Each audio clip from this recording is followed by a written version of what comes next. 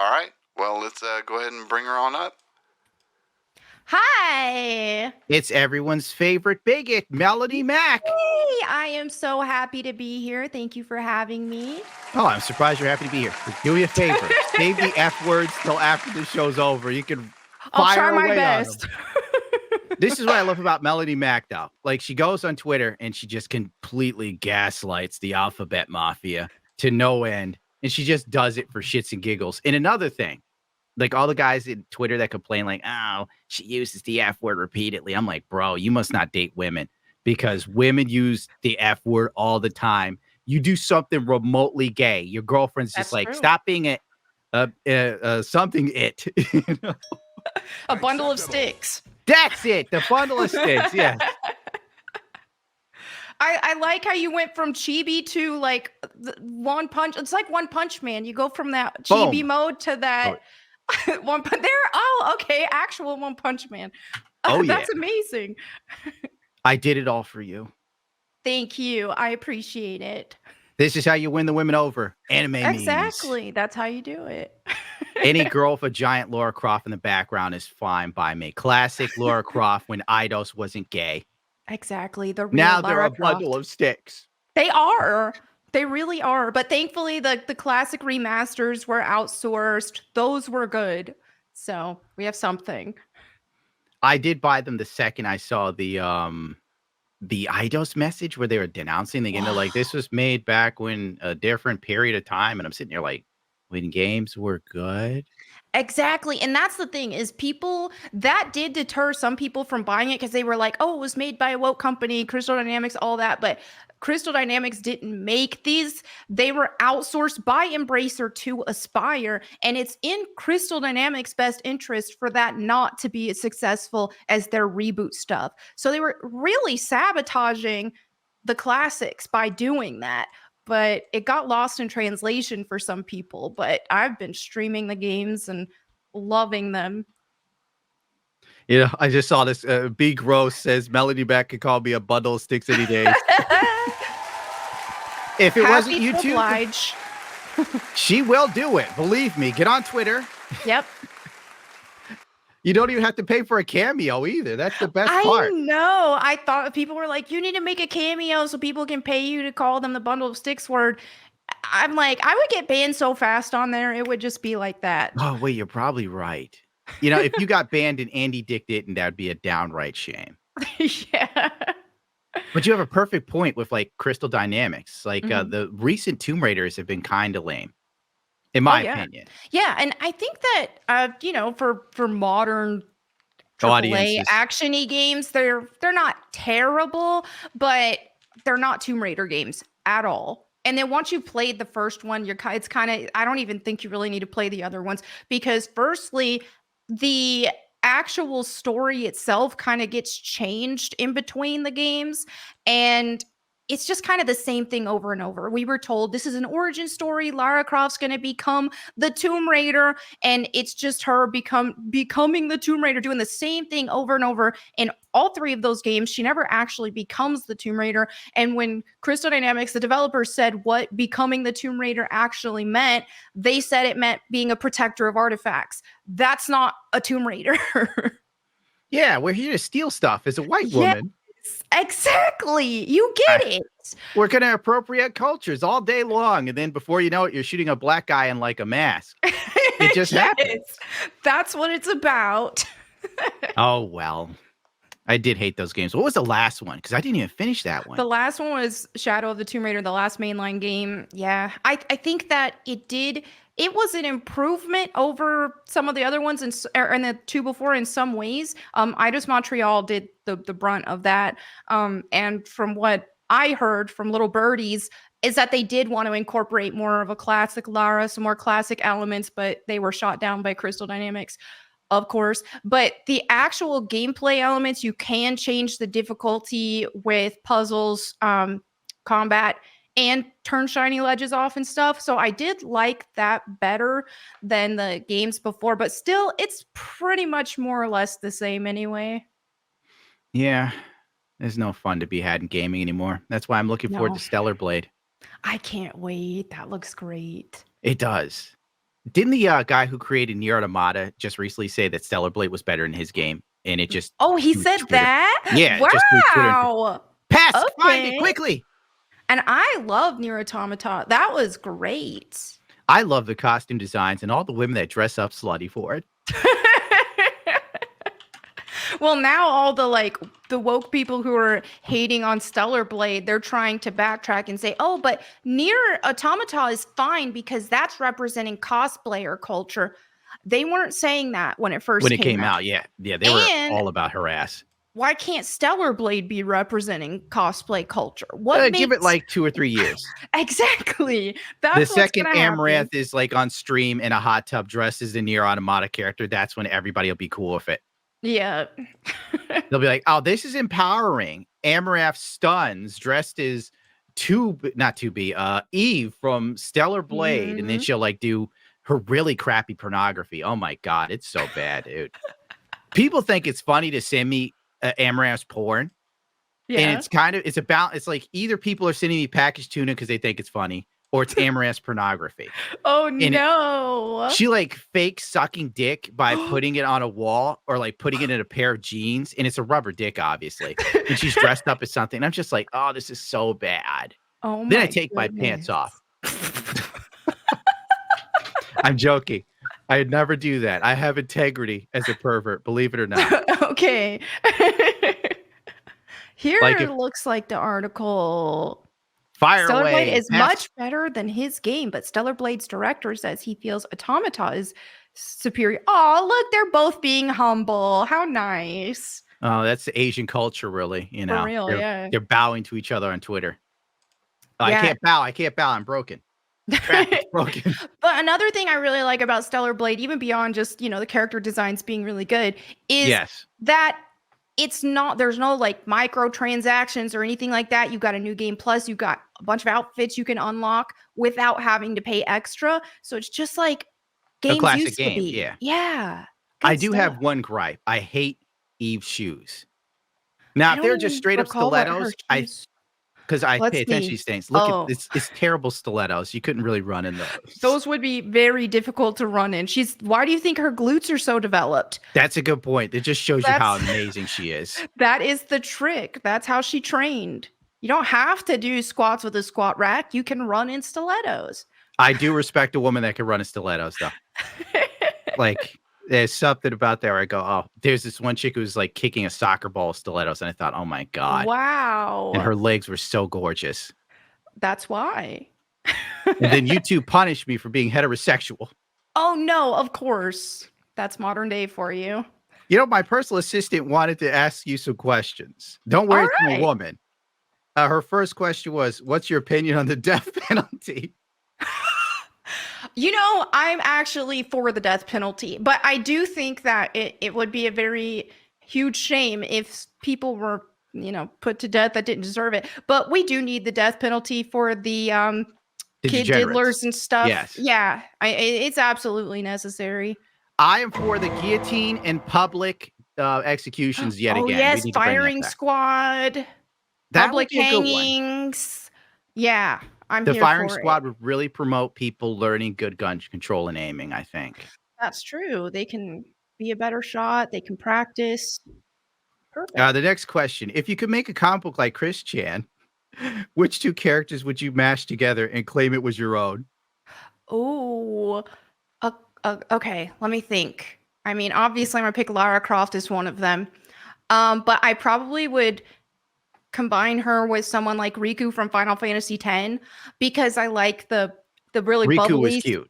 She was adorable. She had a really bubbly, spunky personality. So I would combine the two. I will admit that I did like Final Fantasy X. 10-2X didn't really hold me that well. I can't remember if I beat it or not. I loved 10-2. I think it's very underrated. I definitely don't think it's better than 10 though, because some people are going a little too far with that. But it is really fun though. I mean, you get to play as cute girls and change their outfits and all that. While they're like fighting and stuff, yeah. It's fun. Yeah. The next question, do you think OJ did it? Yes, I do think he did. It's like the Armani shoe footprint, exact same size as his. The glove where he pretended like it didn't fit him. Yeah, he did it. And yeah, I think he has to pay paying the price reparations right now. Yeah, I forgot he's burning. that's right. Let's see. Let me check. Do you think the moon is still one of the real? best police chases ever, though. Do I think the moon is real? I think that it exists as a light source, but I do not think that the moon landing is real. You know, I could possibly agree with that because we haven't seen to get back there yet. Mm-hmm. Yeah, and a lot of the footage, when you look at it now, a lot of stuff just looks like AR technology. Me actually watching that stuff, that's what made me think, wait, this looks mega fake.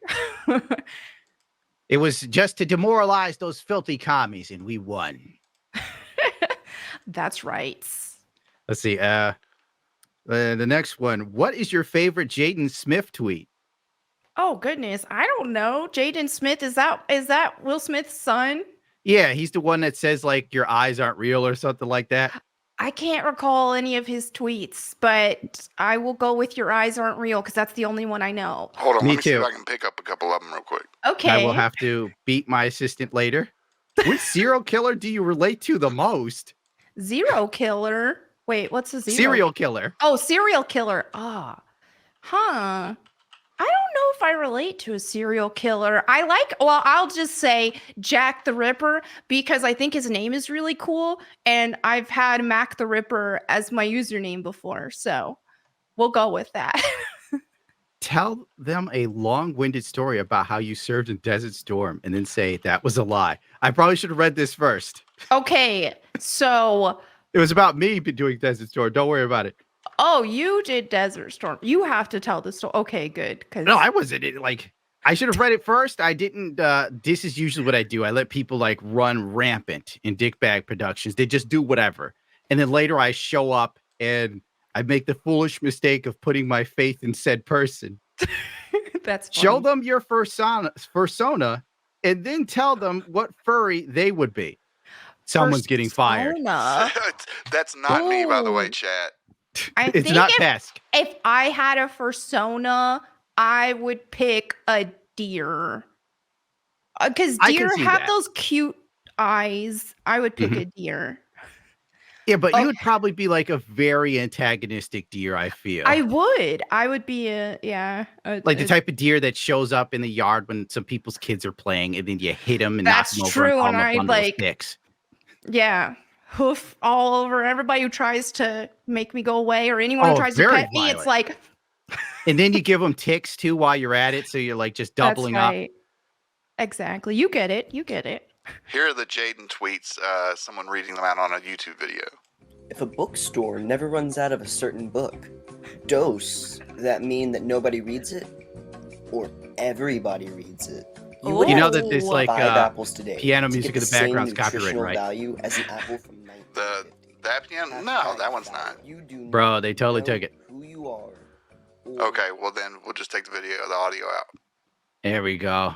So now you're gonna read them to us? Yeah. Now fuck that. We make Pesk read this trash. Oh my god.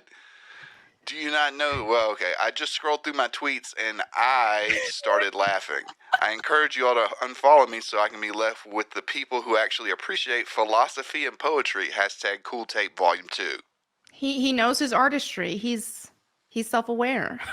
I just like showing pretty girls a good time, whether I'm I don't want you guys to think just because I was born in America that I actually speak and abide by English grammar. I speak Jaden indefinitely. Oh my God, I can't. No.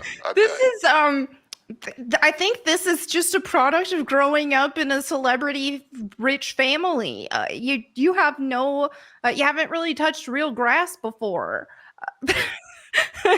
Wow, this is really something. I like the one where he referred to himself as quotations I. And this is 10 years ago. These are 2013. Yeah, he's more whacked out now than then. Wasn't he like 13 then or something? God, I wish my father was rich and famous so I could be a complete douchebag. I'll at least give him. I'll at least show him a little grace for being like 13. If Twitter existed when I was 13, I'm just really glad it didn't. Okay, he's 25 and he was born in 98. So that means in 2013 he would have been 15. Okay, it's close enough. I think, yeah, I can show him a little grace. Nah, when I was 15, me and my friends were recording ourselves doing stupid things like jumping from rooftops or falling Funny because downstairs. a lot of the things I did when I was 13 is the same that I'm doing now, like using the F slur and all that. So I guess it But wouldn't nothing's be that changed. bad. It would just be full circle. As Chris Chair would say, you're young at heart. Yeah. Here we go. Okay. Pink Look hair. at him. He is done.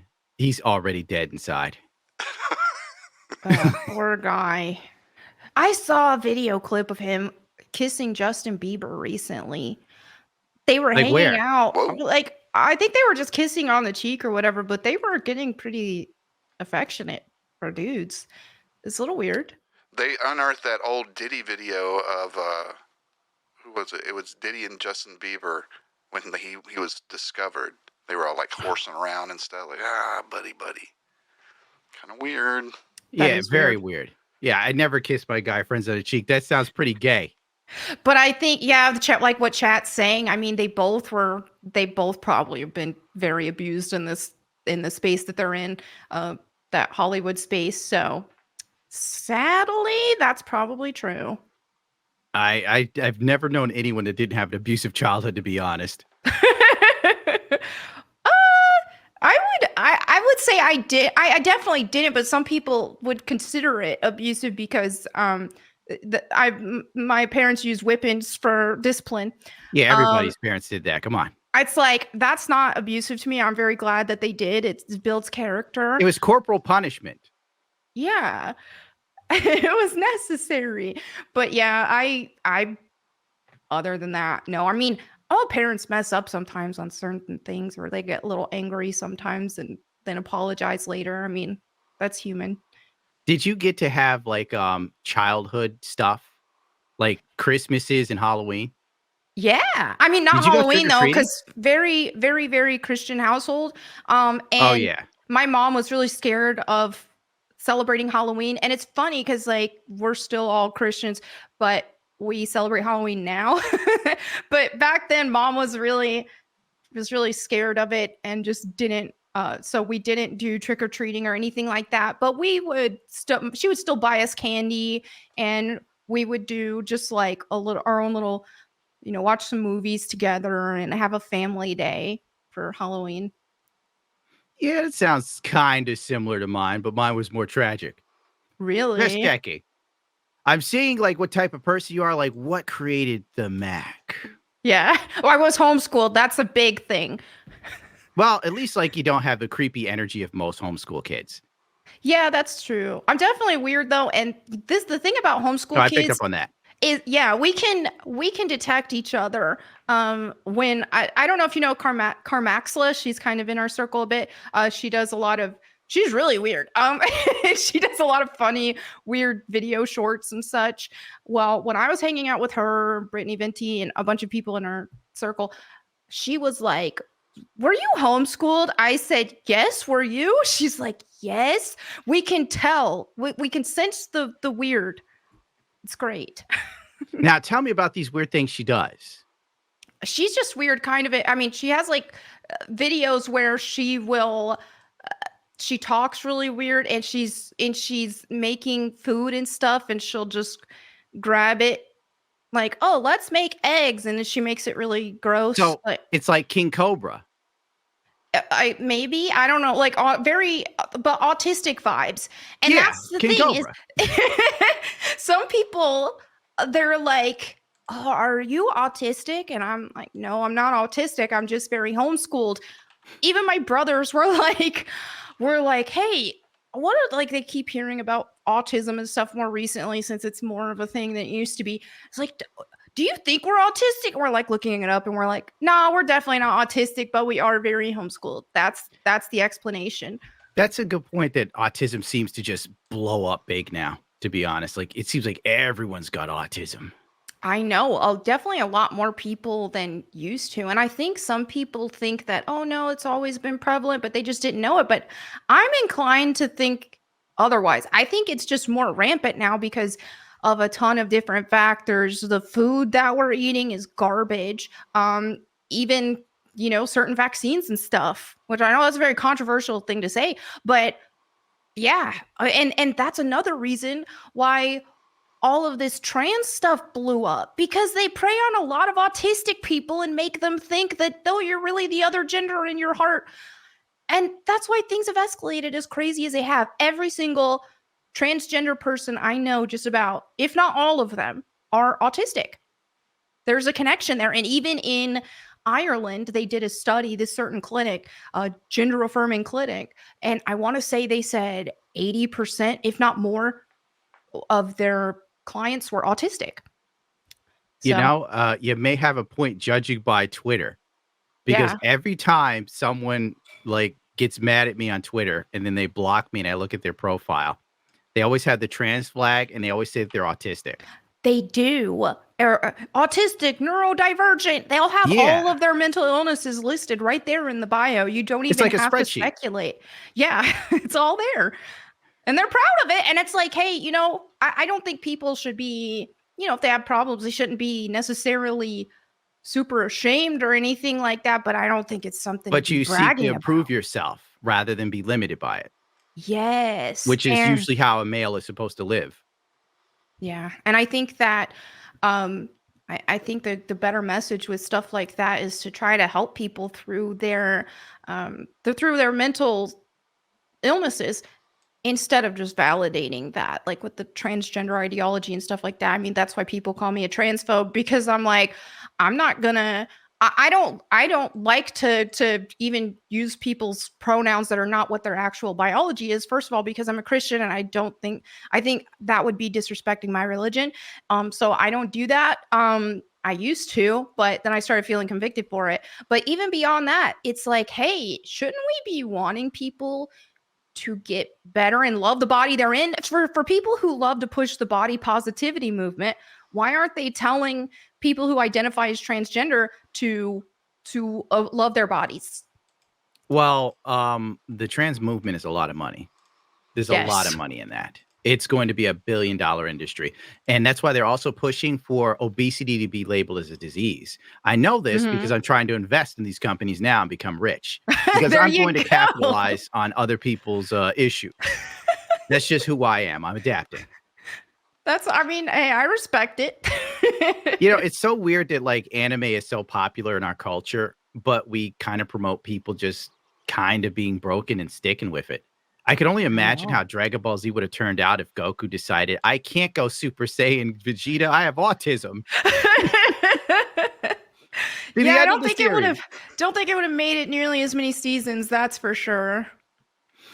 Have you seen that new streamer that has gone trans, Finster? Oh, not Finster! Wait, what is that? Trans Finster? A Minecraft YouTuber streamer that in 2020 was a boy and now is this person. Finster just went down the trans pipeline so fast. As a man who has worn makeup and rock bands, there are lines you don't cross, and Finster flew over that fucker. His chat groomed him into doing it. Yes! They probably did. That's how it goes. Did his follower count go up and all that stuff? Oh, yeah. Just listen to this. Can I give you the most insane before and after? Look at this. Is that your brother? That's me, fam. From 2 years, 2 years ago. 2 years ago. Why would he do that to himself? 2 years ago. Oh no! Oh no! There's a whole musical montage. Why? And this is the thing: is he's not a bad-looking guy. If he went to the gym and ate some steak and protein, he could have been a really handsome dude, manly, masculine dude, just like you, exactly. But look, oh gosh, this is tragic. I hope at least I'm going to be fair to Finster. Few people can pull off black lipstick. I'll give you that. Look at his very tough. Totals: 15,000. It just goes up. Keeps going up. Oh no! Oh dear. The streamer trans money pipeline. There it is. Oh gosh. My ass is still broke. Well, he's got a gun, so I respect that.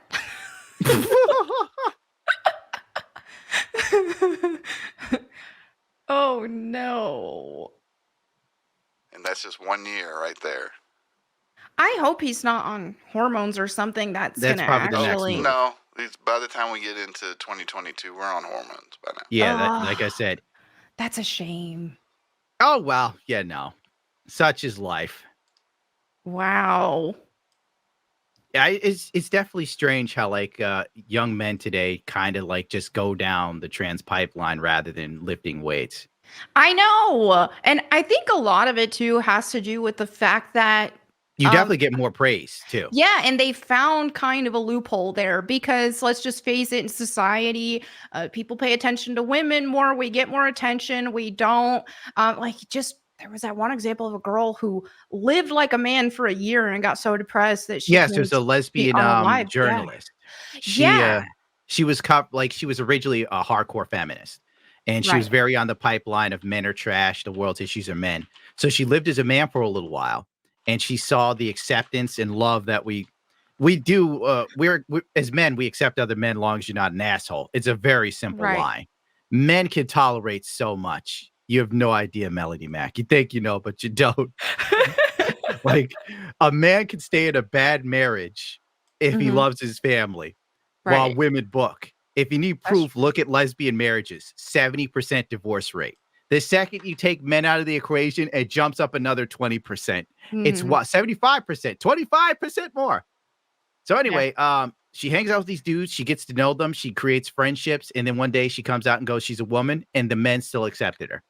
But the second she started dating as a man, she saw how women treated men as a whole. And it really like broke her down. And then when she told women that she was a woman, then the women became nicer and they were more open and receptive to her. It just completely screwed her worldview. And then she bubbled herself. Man, that is just sad. But I mean, I think that like I was just saying earlier, is a loophole that a lot of guys have found. It's like, okay, living as a man is hard mode. Nobody's going to save you. You gotta you gotta just get yourself together. You gotta. I would say in 2024, we have passed hard mode. We're in prepare to die mode. Yeah, it's nightmare mode. And so because of that, it's just like, oh, wait a minute. They can start identifying as a woman and they are going to get some more attention for it or sympathy or this, that, or the other. Because, I mean, identifying as transgender, I mean, they're a protected class right now. They're one of the oppressed classes of people.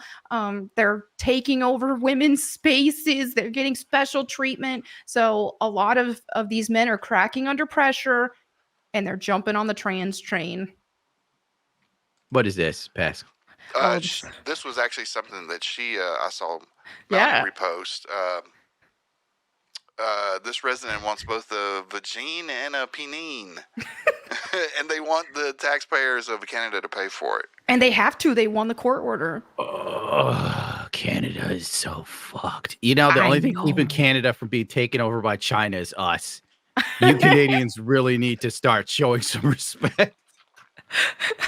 America's the older brother protecting you from the savage beating that awaits. This is insanity. Used to back in the day, because I grew up in upstate New York, and so used to I had a little bit more of that upstate New York accent, and people would ask me if I was like going to gaming conventions or something, are you Canadian? Are you Canadian? And I just was like, oh, that's cute. Now, if people ever ask if I'm Canadian, I will take that as an insult with the way that things are over there. No, I absolutely am not. I am American. Well, if I go to another country, I pretend to be Canadian just for the safety reasons, you know. Okay. Everybody just hates America now.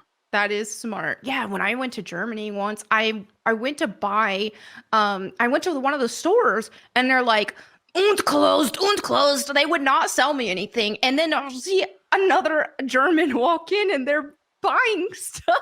They hate Americans. They did there at least, to the area I was. It makes sense. We really suck now. I mean, we kind of do. Like, I just blame the administration. I blame the progressive movement removing the balls from this country. That's why a lot of young men don't want to be men anymore. There's a certain level. I personally find being male a privilege in the sense of nature decided that I could take the emotional battery.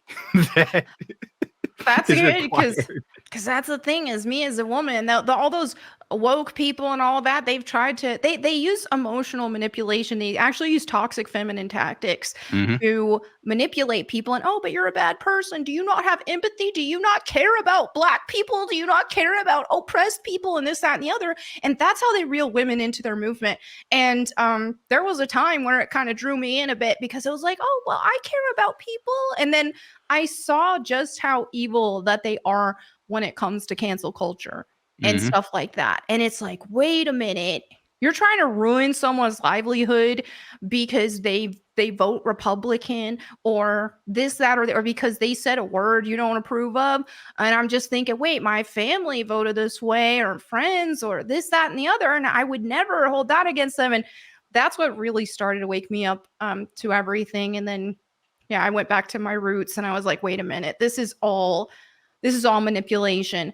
They don't care about people. They're not these empathetic, caring people. Then that's why they believe the way they do. It's all about control, and it's a cult, and it's a counter cult to, it's completely counter to Christianity. And that's one thing that's like made me lean more into my faith, because it's like, wait a minute, almost everything that they're pushing is a direct contradiction to the Bible. I'm just not about that. They think that promiscuity is empowering. All their push for the alphabet mafia and all that, which is directly against the Bible, the gender roles and stuff, where just completely all about this, like, oh, man hating and woman power and all this and that. Everything is just in direct contradiction to the Bible. That was one of the questions that I wanted to ask you is, you've been in the industry for quite a long time. You were one of the frat girls for Ubisoft, weren't you? Yeah, I was. And that's one of the first girl gaming sets that I could ever think of. What was there a specific incident that made you turn from, mainstream media towards your own way, your own faith, going in it your way? Or was it that you didn't want to play by their rules anymore, so you didn't want to be a part of their entire setup, I guess? It was kind of the latter, because when I first got in the industry and I was first like into the in the Fragdolls internship program and then a regular Fragdoll, I was a Christian. I grew up Christian, homeschool Christian, all that. But I was even told by other people in the industry who had talks, like when I was first in the internship with the Fragdolls, they were like, hey, they really like you.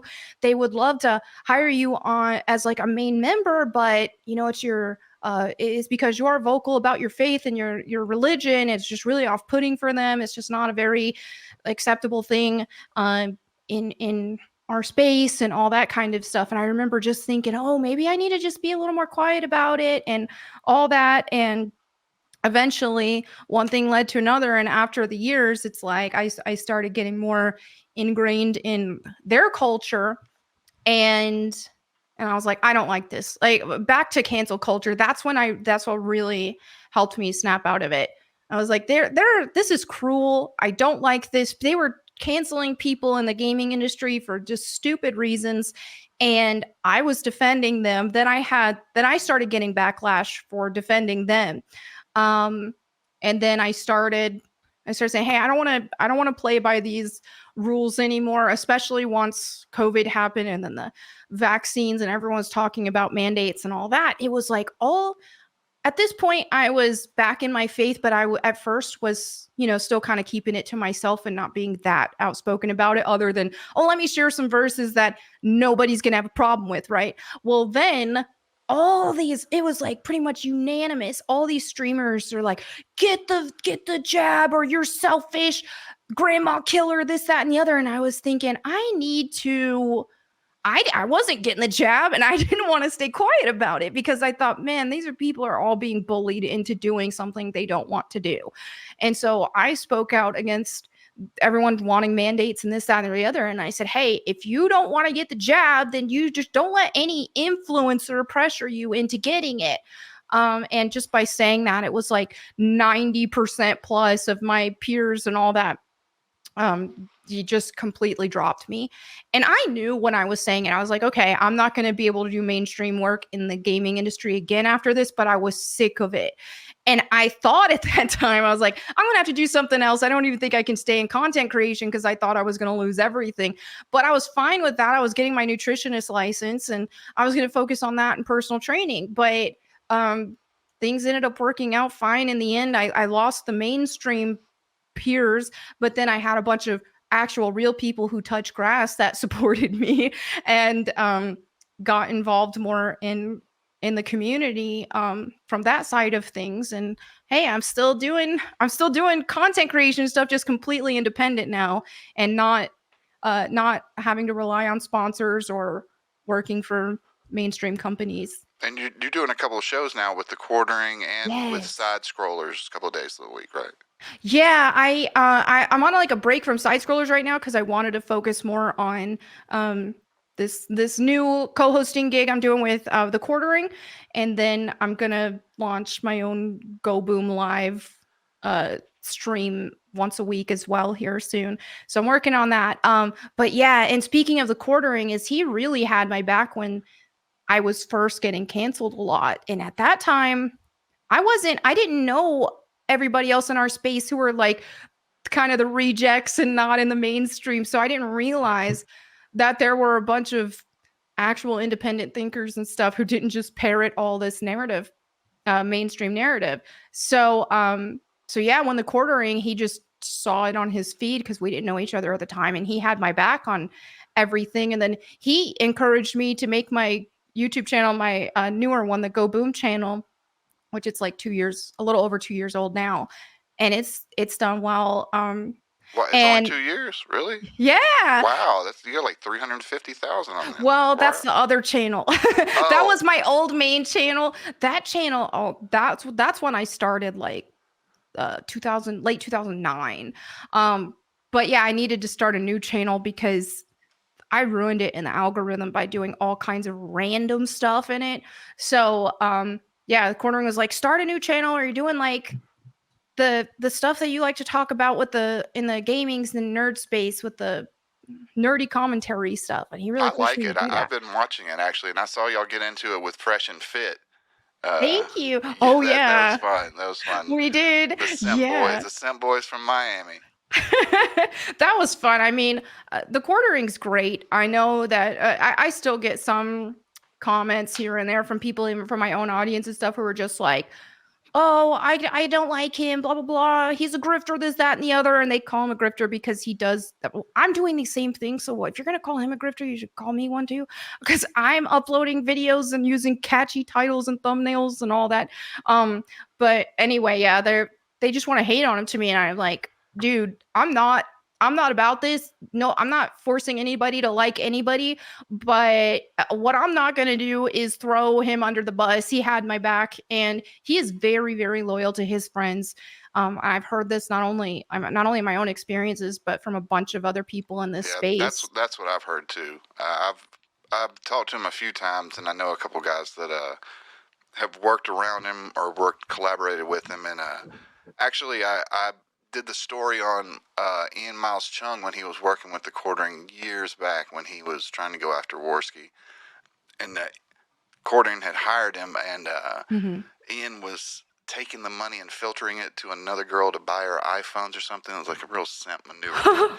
But Jeremy ended up firing him, disavowing him, all that. So he's a good dude, especially when it comes to legal matters. I've always seen he's been willing to put his foot forward when it comes to legal matters, and that's a big ask right there. Yeah, and whenever I had a stalker situation last year, that was really bad, and he helped me out with that a lot, and so I appreciated it. Got that resolved, thank goodness, because that was a nightmare. Thank my producer for not feeding me these questions before the show and taking over. I had the bio ready, but where is it? My God, you're close to the firing. You know. People in the chat yelling at me, where's Gundam? He's taking vitamins. He's asleep. I'm like, oh my fucking God. They're directing it at me. Sometimes my producer has to take over the show. He gets all riled up. You may send him hate mail, not me. And I was taking vitamins. Josh Pescator on Twitter. Anybody that wants to shit on me. These people are getting pissed at me. I'm like, what the fuck did I do? Nice to put a face to the name, Josh. I can't jump in the middle when like she's explaining something and just go, so what do you think of turnips? Exactly. I got a bit chatty there. That was my fault, Oh, chat. no, that's totally fine. I'm just saying. Like, good Lord, people expect me to do something. Turnips are good, by the way. My mom made this. She made this like it was like potato. What's that called again? It's like a cheesy potato casserole thing, but she replaced the potatoes with turnips to make it lower carb. And it was actually legit. You almost couldn't tell the difference. I mean, you could, but not quite as much as you would think. I can honestly say I don't recall eating turnips, but I'm sure I have. I just pulled that clean out of my ass. Yeah, I wanted to agree with you earlier with the weird sort of sentiment of the country in the sense of like, I've noticed Christianity can be completely shit on in America. Oh, yeah. Without a question. You could dump on Christianity all day, but there's more protection for like Satanism. Yeah. Somebody was like, somebody broke what is it called? A Baramon or something statue of some shit, and the dude went to jail for it. I was so proud of that dude for breaking that statue down. So proud of him. It was at some like government building too at that. It's just a random place to have. I can't remember if it was Baphomet or which demon it was. But yeah, he tore that down. And did you give him money for bail? That's the question. I didn't. I saw that he already had reached his goal and I was like, okay. Oh, nice. Yeah. I totally missed it. I would have given some money for bail. Like, fuck that. I would have too. Yeah. But that was very based of him. And we need to see more of that in Christianity, I think, because one thing that society has done with Christians is they've forced this hippie Christian narrative and, oh, you're supposed to be controllable and quiet and passive and all that. And they've created like this fake hippie version of Christianity when Christians are supposed to be strong. So I like to see more people like him doing that.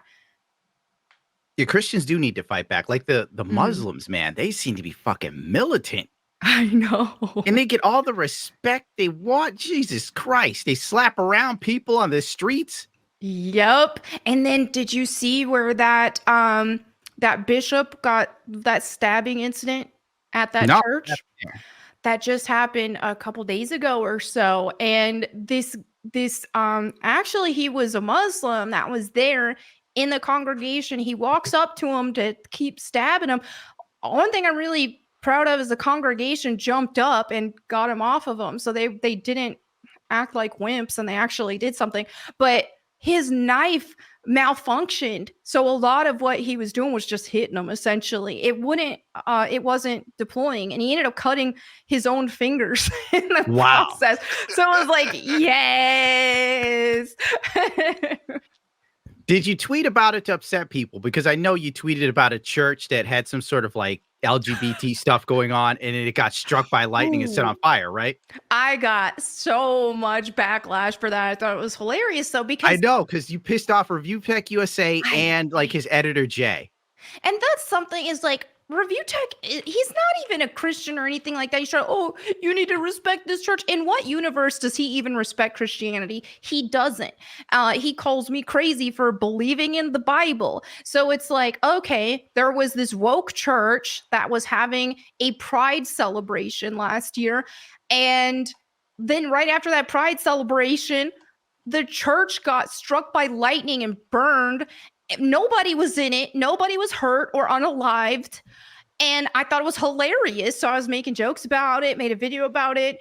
And oh my goodness, he just had a fit. And a bunch of other people, oh my gosh, how are you so mean? That's just so cruel. You're evil, this, that, and the other. And it's like, I don't get it. How many times have you seen like trans people celebrate the death or something of someone they didn't like? And there wasn't that big of a backlash. The amount of times I've seen the trans movement on Twitter scream for the death of J.K. Rowling is mind-numbing. Yep. And on another level, I personally feel you can't really make fun of Christians for believing in God when you could sit there and straight face look at someone who wants to change their gender and say that you believe in what they believe. Exactly. It's the two sides. You gotta if you're gonna respect one person, you gotta respect the rest. You know, I'm a semi-religious guy, Okay. You know, I'm not like not gonna quote any Bible quotes because I don't know them or remember them. Right. But I'm also not going to persecute people too much unless it's for my own amusement because I'm an asshole. I respect it. Because I know you're a hyper Christian, but you also have tattoos. Yeah. So a lot of people would definitely say you having tattoos is an issue. Some people think that, yeah, because in Levitical law, they weren't supposed to have, well, they also weren't supposed to, the men weren't supposed to trim their beard or cut the sides of their hair either. So this was for entering the temple. So that was before Jesus Christ died and the new covenant happened. And so in order to actually be in the presence of God in the temple, you had to do all of these purification practices. I mean, even dwarfs, midgets couldn't be there. People with skin diseases, all that. Does that mean that they would go to hell? No, it was just a part of ceremonial law for that time. Wait, hold on, pause. Yeah. Jesus was against midgets, is what you're telling me? Well, this was when God, before Jesus came to the earth. So God was like, he was going to be there in the temple, and he was with the Israelites in the temple. This was after they escaped, after God delivered them from the Egyptians. So he was actually there with them. And in order to be in God's presence before Jesus' sacrifice, all that kind of stuff, you just had to be extremely pure. They had to bury their poop, all this stuff, like they had all these practices and ceremonial law. And then also they had to keep appearances that were different than anybody else who wasn't them. And my understanding is that's why they didn't have tattoos, or that's why they didn't cut the sides of their hair or their beards, because they needed a distinct appearance. See, all stuff I don't know. Yeah, so that's that. But I don't think that Christians who are against tattoos, I don't think they're entirely unreasonable for saying that. And I don't think that they should get them. But I think at the bottom of the line with this kind of thing is having tattoos isn't a lifestyle thing. It's something that I've done, some other people have done. That's not going to send somebody to hell when they've accepted Jesus and they're saved and they're living in accordance to the Bible. So in that case, it's like, why are you getting all fussed about something that's not going to send somebody to hell? And I think that's a lot different than, maybe trying to help somebody through being an alcoholic or a murderer. I went to a Catholic school. I went to Sunday school, and I retained so little information. Hey, it happens. That's the thing. That's why I read the Bible every single day, at least one chapter a day, and I keep doing it because you do have to keep refreshing yourself if you want to remember it. Well, I'm just going to keep being a decent human and hope that's good enough for the big man. I'll convince you to read the Bible. Don't worry about it. Like, hey, Jesus, remember that time I saved a guy from getting hit by an 18-wheeler? It's like, oh, wait, that's Gundam. Jesus that dude gave a lot of money. He made it easy for us. It's like in a courtroom, if somebody were to pay somebody else's bail. That's what Jesus did. So that's why there's a song called Jesus is Just All Right With Me. Yeah, I don't personally recall that one. But still, yeah, Jesus made it easy for us. So yeah, we accept him. You make one this Jesus is my bail bondsman. Exactly, that would be great. Jesus is my bail bondsman. I love it because that's really the reality of it. And so yeah, that's the thing with accepting Jesus and his sacrifice is it's not like we're not going to live in perfection even after that, but also we shouldn't be willfully living in lifestyle sins that God does tell us in the Bible that, hey, these thieves, fornicators, this, that, and the other will not inherit the kingdom of God. It's like, okay, we can work on our lifestyles. And again, reading the Bible daily is what really changed my life with all that. Yeah, I guess in today's day and age, it kind of makes sense. When you look at a lot of entertainment, even as like a passing guy who paid attention to some religion in childhood, you notice a lot of satanic stuff in music videos too. Yes. Like hand signs and symbols. And I'm just like, wait, I recognize that. Because at one point, I was interested in not just Christianity. I was interested in Buddhism, Taoism, a lot of religions, mythology. Mm-hmm. Because when I was younger, I wanted answers to why the world sucks so much. Yeah. So I exposed myself to a lot of things. And then you remember stuff and just go, holy Christ, I thought this was a nice little pop song, but this chick is doing the poses of Satan himself. I know. That's what's crazy about pop music. Because, used to it was, oh, okay, you expected it in metal. And yeah, definitely. It sucks because I love metal. And I like more like metalcore, though, than I get a lot of grief for that. But I like metalcore. I like new metal, all that kind of stuff. And so I do have some limitations. If I hear a song that's like direct blasphemy, then I won't listen to it. But other than that, yeah. But so you kind of expect to see it more in that area. But it's all over pop music right now, which is crazy. We are in a weird time. It's really weird to see how OnlyFans is being touted as like this acceptable thing. And feminism is pushing women to like kind of get into pornography. Oh crap, I was supposed to say that. Basically, corn, yeah. Like that's cool, but then if like a woman wants to be a stay-at-home mother, it's oppression. It's the weirdest time to be alive. But my God, if you're a pervert, oh man, are you eating good today, kids? I know. It's just like glorifying degeneracy, and that's why society is just absolutely crazy right now. The dating pool, absolute insanity. I feel really bad for a lot of Zoomers. So Melanie Mac is dating? What?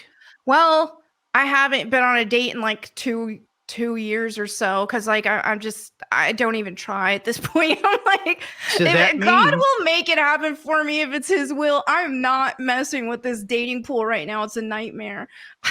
He's like, there you go, chat. Somebody clip this. Melanie Mac is single. You could possibly shoot your shot, as the kids say. She likes metalcore. She doesn't mind tattoos. She's into Jesus. What do you say? There we go, I guess. She's thin too. Oh my God, a thin woman in 2024. Listen, I'm gonna pitch you to people, dude. Look at this. All right. Have you seen Alyssa McConaughey? She's a chunky little porker. And she is.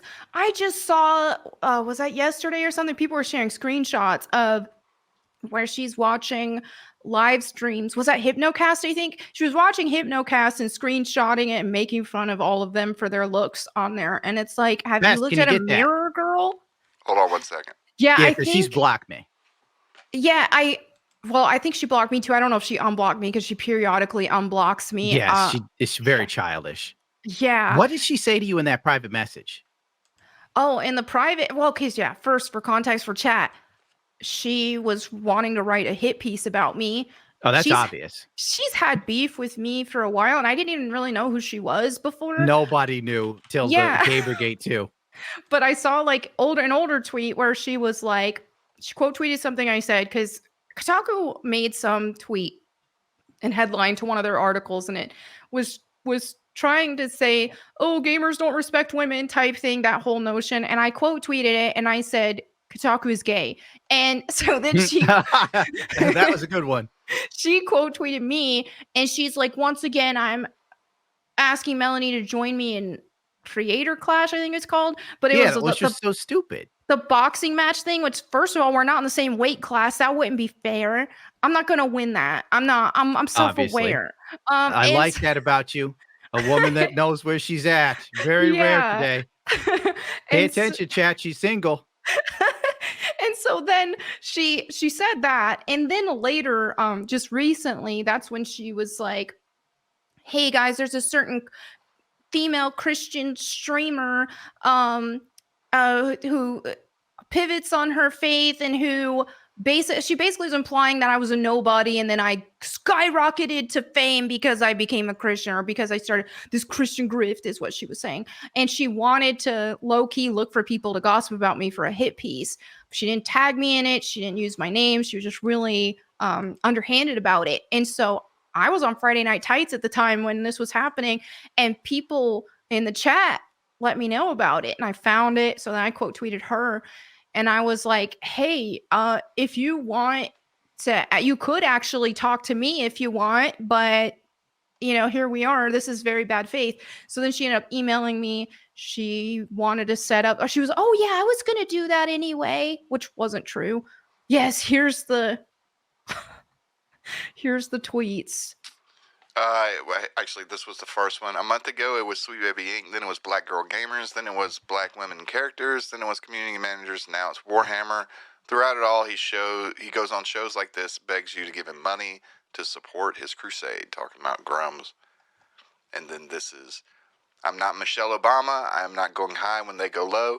Every single one of these guys looks like they don't let the water run between their cheeks in the shower. It's giving corpse breath. It's giving dry elbows. I know their toenails are crazy. That's just rich coming from her. You know, this is probably her. Like, this is so descriptive. She's probably talking about herself, to be real. I know. Like, Alyssa McConaughey looks like a hot, ragged, liberal New Yorker mess. The type of woman that if you got too close to, she smells a bit like cats when you're in line in Walmart. And the fact that she thinks she's cute is also another, like, mental whopper. Like, holy Jesus, who paid for her pornography? And you have to be horny. There's no way she had that. I'm just not buying that she had that many people paying for her stuff. Oh, probably not. No, definitely not. I mean, yeah, exactly. What's wrong with that little boy? I know. She's probably watching us right now. Hate watching us. That would look good on me, though. I got to give it to her. But yeah, she wanted to pretend like, oh, I was going to reach out to you. And she emailed me and we were going to set up a video chat. I was going to record it all and just post everything. But then the more I kept seeing her post, and then she's a lot of videos were picking up on everything going on, making content about it. And I thought, you know, I just don't, seeing how she operates, this is in bad faith. I had friends advising me, you probably don't want to talk to her. And they made some good points. Like, you have nothing to gain from this and she does. So I was like, hey, yeah, you're right.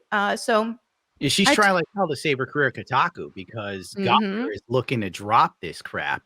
Oh, yeah, I can't wait when they do. Oh wait, they've offered to sell the Onion. They sold. It was another property, so G&O is there cleaning house. God, I should have made a comic book and sold millions just so I could buy the Onion. I used to love the Onion articles. I used to read them back in the day. I need you to invest in buying the Onion for me. I'll get the agent right on the phone right now. Thank you. I want to do news bits and actually have a set and just do wild things. Like when the Onion did this is a while ago. I'm not going to look it up, but there's a video of them talking about gays in the military. And the newscaster asked the general, how many soldiers is one gay life worth? And without skipping a beat, the general goes, 7. Oh, yeah.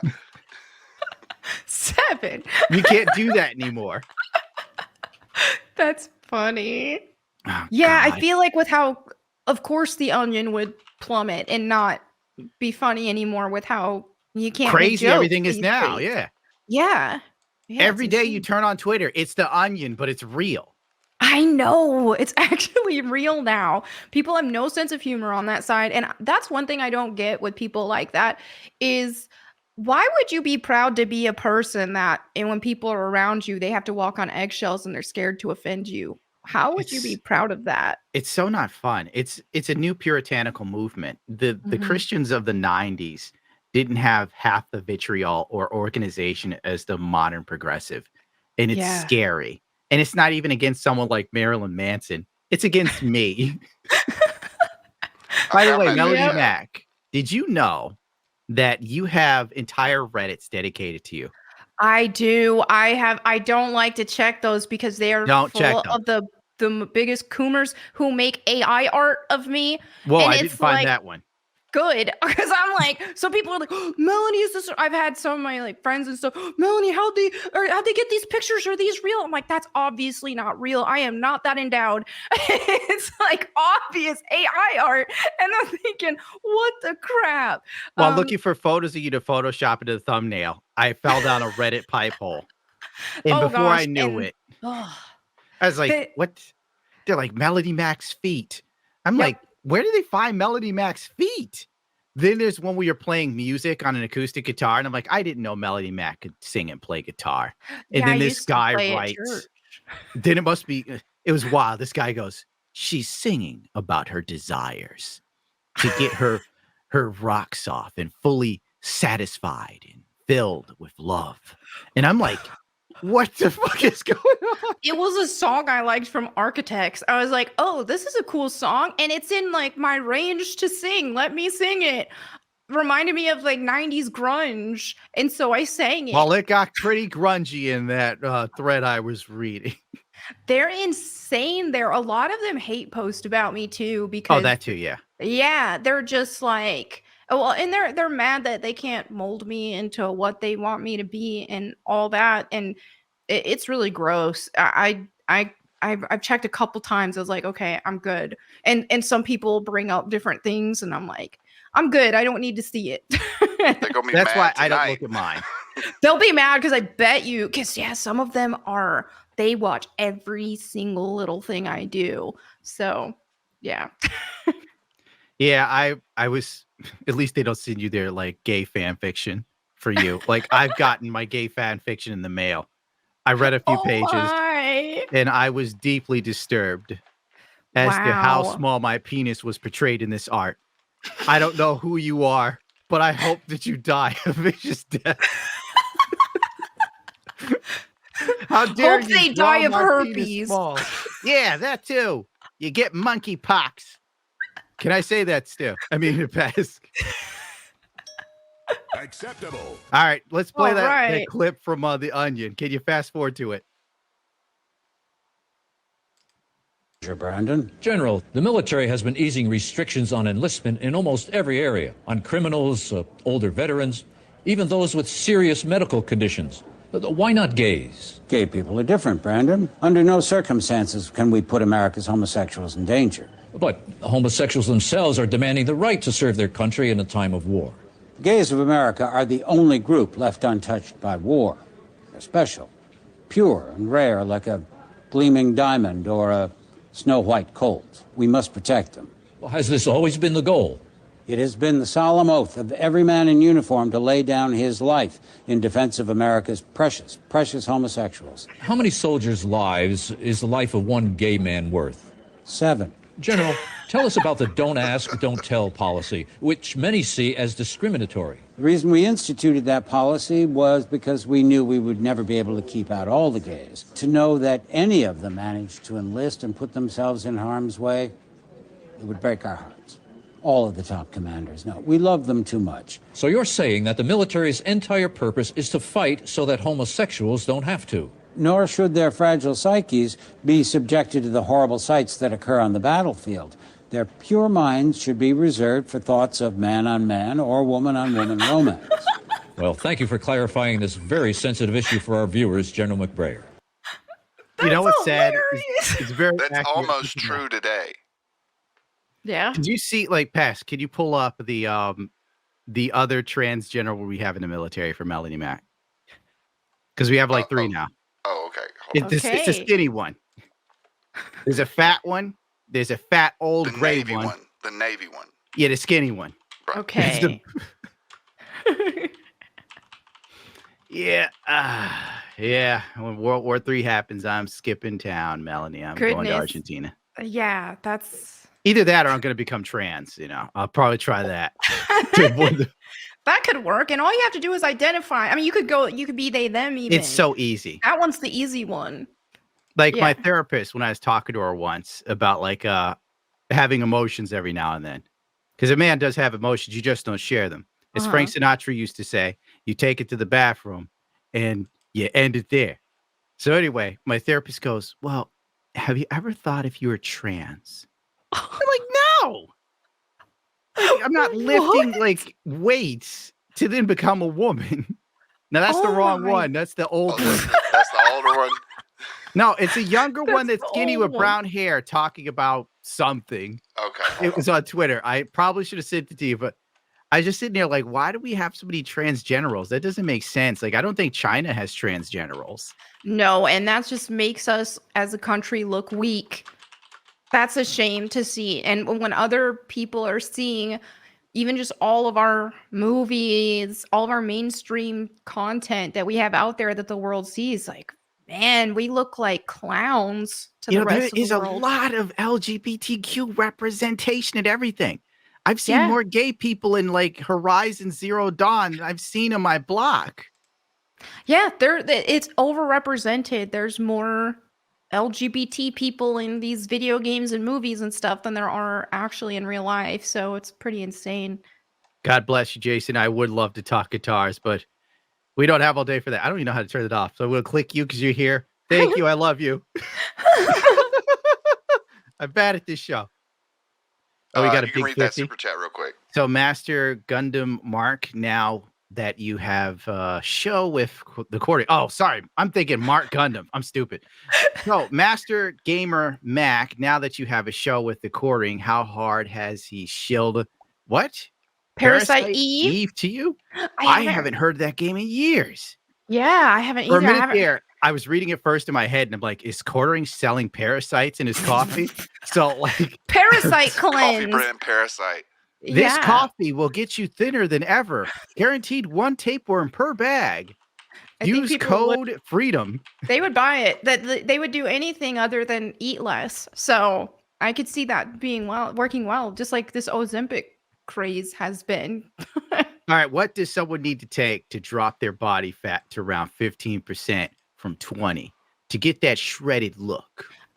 I personally, my advice, I think the best way to actually shred fat, and one completely underrated method of shredding fat, is just walking.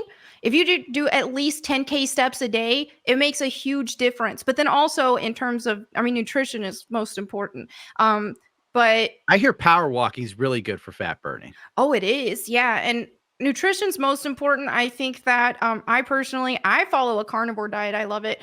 But I know I've seen you eat sticks of butter. I do. My uncle used to do that. It would make me sick. It's delicious. Ugh. But yeah, cutting carbs, keeping carbs down really helps a lot. And I know some people really hate to hear that because carbs are delicious, but they do spike your insulin more than any other macro. And fats spike your insulin the least. It's carbs and fats in combination is mostly responsible for making people obese.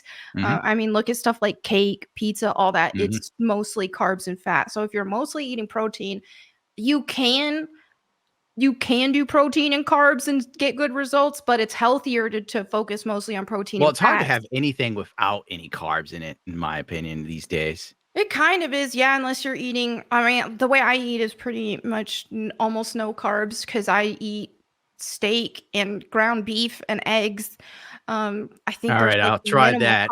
I usually keep myself to 120 grams of protein a day. Okay. Just to maintain my muscle. Yeah, it's very important. I look masculine, I do admit that when I'm getting those gains, I look in the mirror a little too long at myself, and I often flex when I don't need to. I turn into King Cobra. Then he's late to stream. Yeah, that's the reason why he's always late to stream. He's sitting there flexing in the mirror. Dude, you're sitting there telling me I look like Captain America. It was over after that. Yeah, I was like, all right. If you really want to do a cut, it helps to do just kind of a boring food.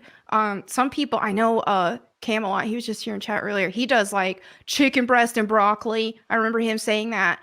He just does chicken breast and broccoli, and that's it for his cut. So yeah, even if you just said, steak and eggs, that's a really good food for cutting. Steak's kind of expensive, but if you did just everything's expensive. I know. Even just ground beef and eggs, that's really good for cutting fat. So, all right. Speaking of Camelot, I know Gundam hates it when I promote this, but I love his new NASCAR, the new ARCA car. You cut me off when I'm talking and you promote it. Like I'll sit there, Camelot's. He's got a really cool car. NASCAR is big down here. You don't understand.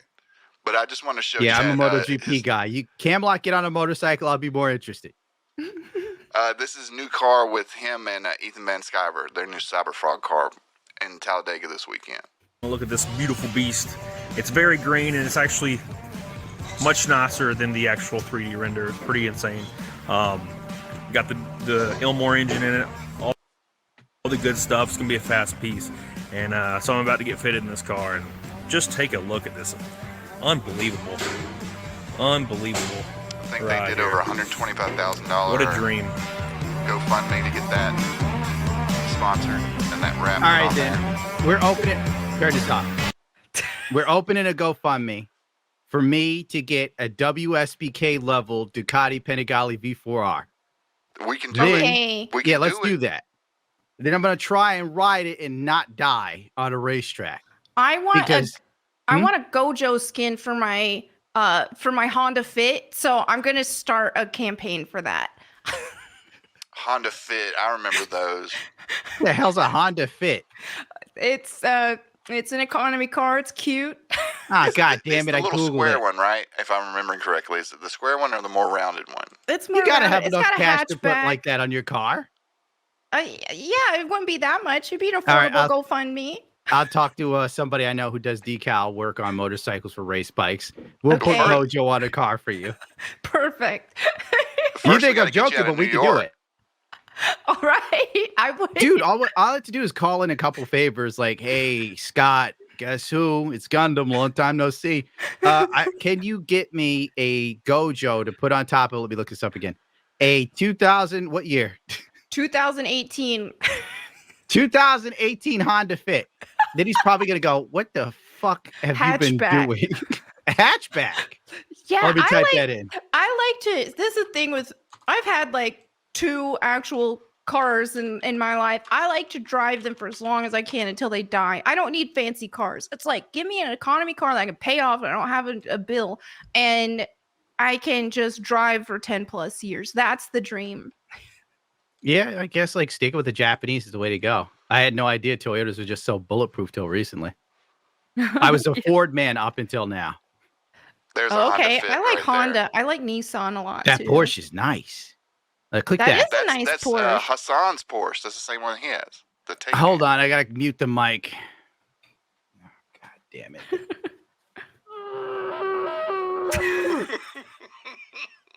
Okay, I'm back.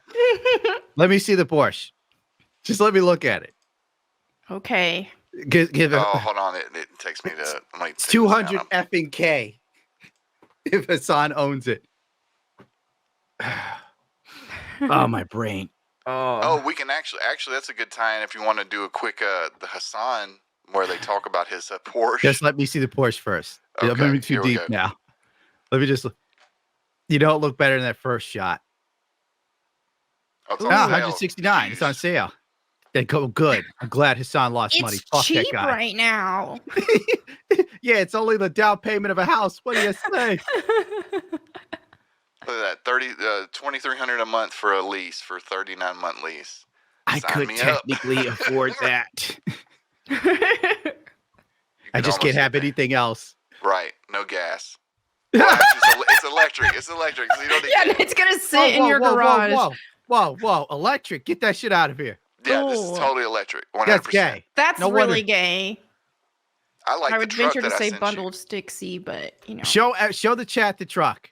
The Fox. Okay, hold on. I gotta get ready, people. This is what Pesk is up to. I'm still messing with videos. I like trucks. I collect. I know you like trucks, but every truck you show me is a house. You haven't shown me a truck that's affordable yet. This motherfucker shows you a truck you could barely get the down payment on the wheels for. This is okay, Chad. This is a $200,000 Chevy 1500 with the Fox Baja package on it. It's beautiful. I admit. They're only making 500 of them, so. Oh my God! Don't you have like a hyper rare truck nobody can get? Yeah, I do. I'll show a picture over here in a second. No, don't show the chat.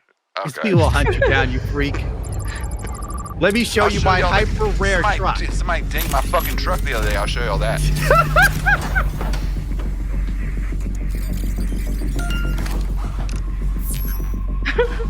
We gotta get this done. We gotta get to the dealership. This video is so gay. Just fast forward to this truck. I don't need all the bullshit. And that's why I'm driving. Yeah, get out of here, fruit. This is badass. Look at that. It's going like 800 miles an hour. Look at that. That is cool. A Chevy, though? Yeah, I like my Raptor better.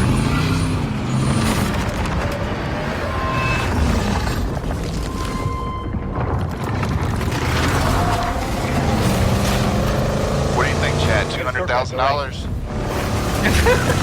Yeah, Chad's gonna buy.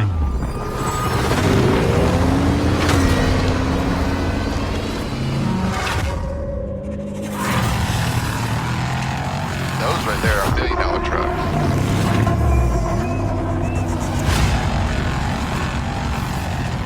Better yet, follow that guy.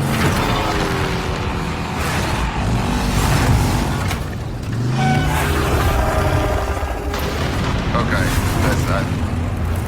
Didn't want to bore everyone, but that is a badass truck. Hey, get that out of here. I'm depressed. Look at that. Just get it out. One truck I like is like that Hummer. I think it's a Hummer truck.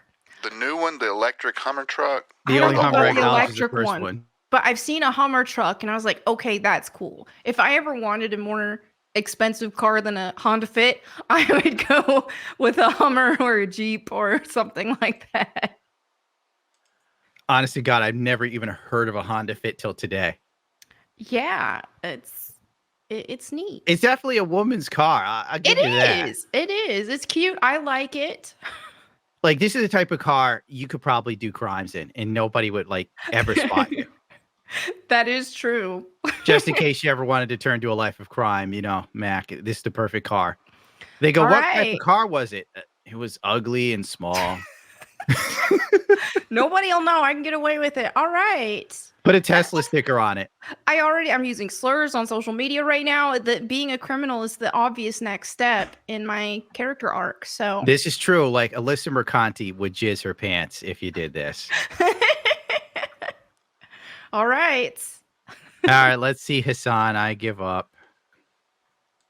Okay. I hope his electric car dies. Oh man, that didn't come up. What type of photo is this? That was the scratch that I had. Dude, I was gonna pull show. it back up. A scratch. All I see is like overexposure. That's what it looked like too. It's what your car looks like on the sun. No, it doesn't. But I'm just having a problem right now with the pictures. They're not coming up correctly. Uh-oh. Yeah, they're overexposed for some reason. Anyways, well, let's go to Hassan. Let's go to Hassan. He was talking with these guys. What was the name of their podcast? Yeah, Confronting San on Being a Socialist. Melanie Mac, will you read the Bible to Dustin? Yeah, I have a Bible channel for that on YouTube. Oh, wow. Did not know that. Bible Time with Melanie Mac. I am all the way, I'm in the middle of Psalms right now. So I've went pretty far already. So there's plenty. I've got playlists for all the books that I've read through so far. Don't you find it funny that America is about trucks and they make the worst type of truck, Toyota, all the way, baby? I agree with you, Maple. I agree with you. I'm now a believer. Toyota honestly, does make God, a truck. Like when the truck showed up, I was sitting there like, a Toyota. I wanted a Raptor, but I can't afford a Raptor. But the Toyotas run me over. Being able to drive over shit is just so revolutionary. I spent my whole life driving sports cars. So like if there was a puddle that was too high, I wouldn't drive over it. If there were potholes, I wouldn't go to the area. Now with the truck, I could just drive over the sidewalk and not give a flipping shit because I missed a turn. And nothing stopped me. It's so nice. Then I fall out of the truck because it's so high up. I lifted it.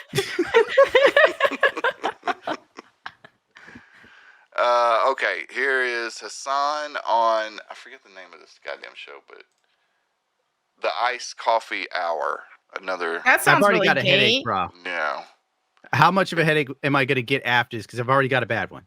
Oh, you might need chemo after this.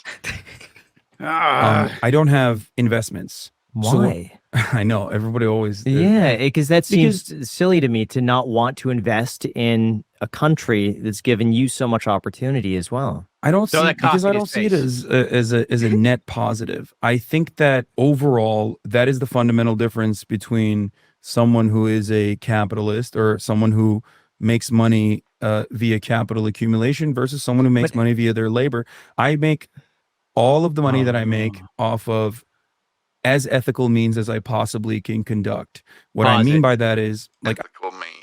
This son of a bitch, this talentless, absolute fucking degenerate, low-life piece of shit calls what ethical means sitting and watching shit and then giving a take.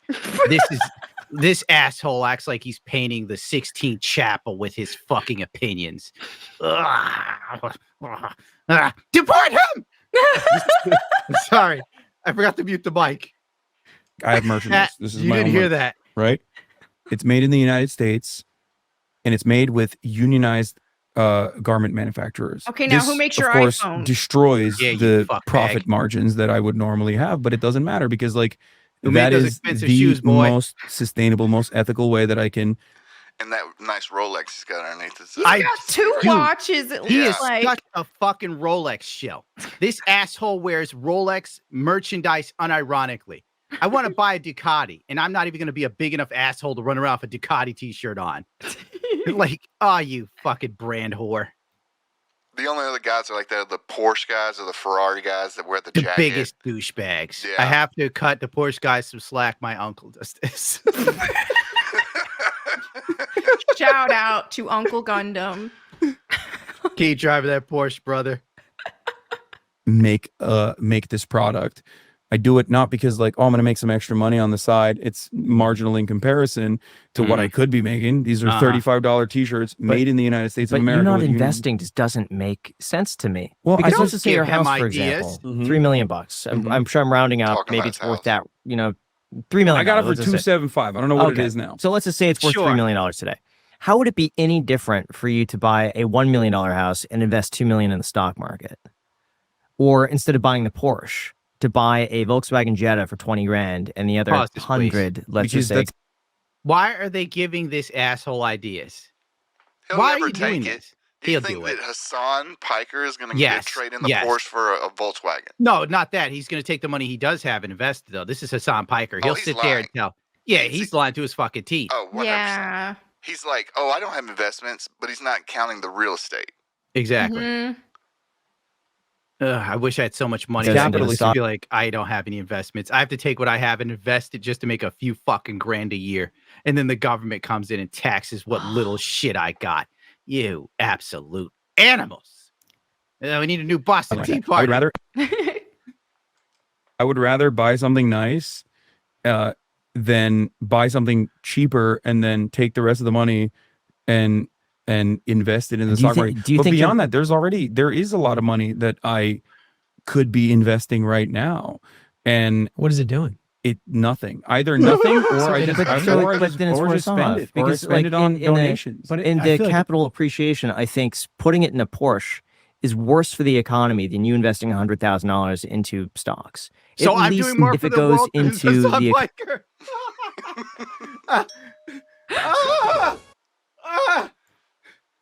Do my crypto investments help the world? They help you. Even though the crypto is taking a nosedive today, let me check my losses. It is.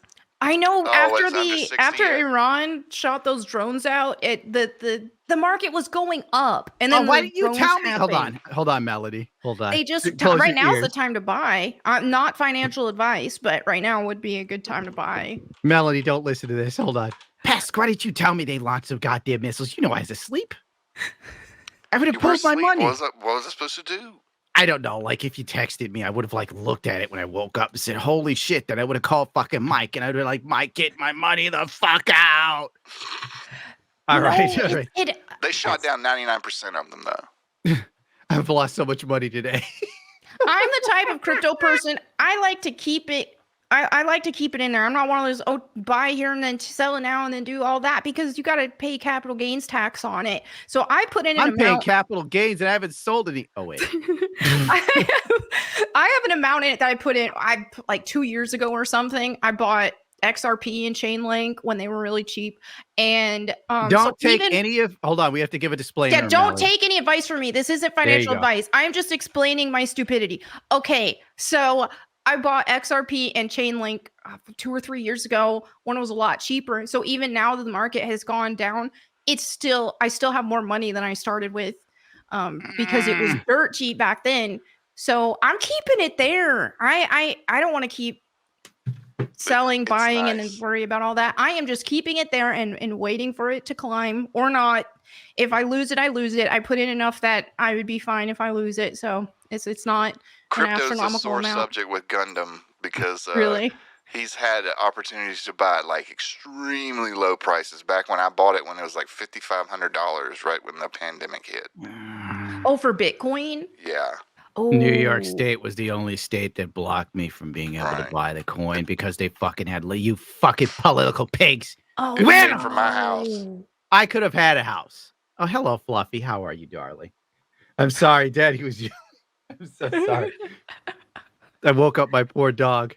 Aw, poor Fluffy. That's why we have this stream, though, so we can have the Escape from New York fun. We got to try to get Gundam out of New York. My goodness, New York is trash right now. It's horrible. It's worse than you can imagine. Especially if you're in the city, because I was in upstate New York for a while, no, I'm in and upstate I loved too. it. I don't mess with the city anymore. Well, upstate's not too bad. It's actually really beautiful, the scenery and all that. Oh, yes, we have lovely scenery. We have wild animals. We have an eagle epidemic now. The eagles are stealing little dogs. Oh, no. So if you have a little dog, you don't leave it outside by itself. What do you were taught? You see the people say, oh, it's a bald eagle. He's looking for lunch, stupid. I had to tell a white lady to go get her pug. I'm like, lady, the eagle is here for our dogs. God, help me. I'm so tired, Melody. You don't know. I noticed. It's fine. We just got a large donation from Disco Cobra 2013 for 50. Whoa, hallelujah. It's Melanie, Mac, and Gundam. What are y'all chewing the fat over? Hassan, oh man, not this douche. Dang, it's storming pretty bad here in the PA. Hope all's well with y'all. Love the hair, Mel. Probably one of your best looks so far. Thank you. And go Dark Steelers. hair goes well on pale skin. Yeah, I found my color palette online through like TikTok's girl stuff. And it's like, oh, I'm a winter palette. No wonder I've always liked my hair black. Well, I mean, because we're normally like dark brown. So I'm like, oh, all right, now I can adapt all my wardrobe and hair and girl stuff. Yay. It's day, man. We got robbed at Fun Point for $20. I think Mac would get busted doing crimes in the Honda Fit. The license plate that says bundle of sticks might be the dead giveaway. I hope she doesn't have a vanity plate like that, because I definitely know it was Melody. I don't. It would be pretty great if I did, but I do not. People would recognize me. It would not be good. Do you get recognized now? I do sometimes, not as much where I live now, because I'm like out in the boonies, like Mayberry. Good choice.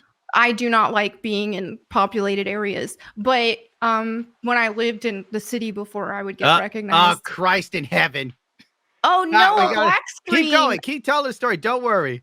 We're just functional technical difficulties here. All right, Slosher with the $20 super chat says, Toyotas are indestructible. I got my 4Runner because bad guys in Iraq had so many Toyotas that the government opened an investigation and had hearings to determine if they were selling to them directly. I think I remember that story because there was a bunch of cars that were sold at auction that had like old stickers from like Joe's Plumbing or whatever. Ended up being one of the ISIS vehicles that had like a 50 cal bolted onto the back of it during the Iraq invasion. That says a lot about Toyota. They're good trucks. They're technically made in America. Mars Gundam with the $25.99 says, hey Gundam, you won't believe what YouTube is letting the thoughts get away with now. Well, tell us. Transparent try-on hauls. You see everything. Are they just trying on sheer clothes? Oh my fuck. They keep pushing it, and then Twitch has to keep changing their terms of service over and over again instead of just banning them every time they do crap like this. But the thoughts are making Twitch their money right now. So pretty much. Oh, Christ in heaven. Yeah, thoughts are subsidizing Twitch 100%. Yeah, because Twitch is so stupid woke that you just can't get away with. I'm surprised I'm still not banned on there. I mean, they have temporarily banned me before for 2 weeks, but which was incredibly funny. Your comeback, by the way. That was funny. Yeah, it was fun. I'd say that was my top 5 Melody Mac moments. It was great. Yeah, I made a little video, used some bundle of sticks word. It was a good time. You know, you were on Locale Live. I just saw this clip a while ago, and they brought you on to confront Richard from Retech USA. Yeah, I can't even remember what the hell he said. Something about he pretty much said what she said earlier. He was like, "Do you deny saying this?" And she was like, "No, I'm a bigot." Yeah, he's like, well, how can you say, or how can you say you don't approve, or how can you say you approve of the LGBT when you say this, that, and the other? And I was like, I don't approve of the LGBT. There we go. Call me a bigot. Good, great. I don't mind. Yeah, you stuck him with that. Yeah, like Rich's brain definitely fried because he wasn't expecting you to own it, which is like one of my favorite things. Usually when people call me out on stuff, I say, you're fucking right, I did it. Yeah. That's the best way to handle it because that's their tactics is they just want to cry bully you. They want to make, oh, you're a bad person. Oh, you're a bigot. You're this, you're that. Well, it's not going to, if you just say, okay, yeah, that's me. Yep. They can't come back with anything because they don't have any logic or reason or anything like that. It's all emotional manipulation. Recently, Rich went off of Twitter. He made this Oh, yeah. announcement. He nuked himself right before I was going to contact Rich. Because do you want to pull up his big video that was supposed to save his channel? Yeah, sure. Yeah, it was honestly, Rich has been cool to me. He's a funny guy. I have no issue with him. He has none with me. But I looked at it, I just saw everything that was wrong that could have been improved and fixed. And I was about to contact him on Twitter and just go, okay, Rich, this is what you fucking need. Here's a list of cameras, filming equipment. Here's some lighting. And here's how you're going to shoot some stuff for product placement because, a lot of the sponsors I've worked with required me to film my own stuff. Mm-hmm. And luckily, I have some semblance of understanding how to film product placements. And I was just going to share that information with him because it was a rough video. But then he just nuked himself and now he's having some sort of meltdown. Didn't his Discord got taken down too? Yeah, he deleted his Discord. That was one of the last messages. Was that one right there? He said there was people posting CB in there. And, dude, every Discord community turns into that, bro. Wow. Well, I hope he's okay though, for real. I know he tries to beef with me or whatever. I also think a lot of it is theatrical, especially when I talk to him on LawCow and all that kind of stuff. I don't think I don't think he is genuinely a malicious person or anything like that. I think a lot of it is just it's the game. Yes, you have to entertain in this business. Yeah, and so it's I don't want to see him delete his platforms and all that. I hope he can just make cool content again, because he used to do more, just tech-related stuff. This is what he's making now ever since he fired his old editor, Jay. He wanted to prove that he can edit a video, better than Jay. And this is okay, for real, Pask, between you and me, do you think Jay could have improved this? 100%. He would have definitely... he would have improved it just technically because there's a lot of technical flaws with the soundboard, the audio is bad. Yeah, okay, the spamming of the soundboard, I can see cutting that. Mixing is horrible. There was the fade. It's just bad. It needed a once over by a professional editor. But here, let's let the chat decide. We're now going to force the chat to go through this. Right. That's not the move to make, but go with it. Enjoy the You're not allowed to leave the screen. Try to relax your anus. It's time to talk about my man history. Man history. Keep your family apart. Does your dog fall asleep at the very start? Then turn off the TV. And here's what you will see when man history. A game from Atari. Have you played Atari today? With an Atari game, a flick of the switch turns your TV set into a playground and your family room into a family room. This is the actual first minute, Chad.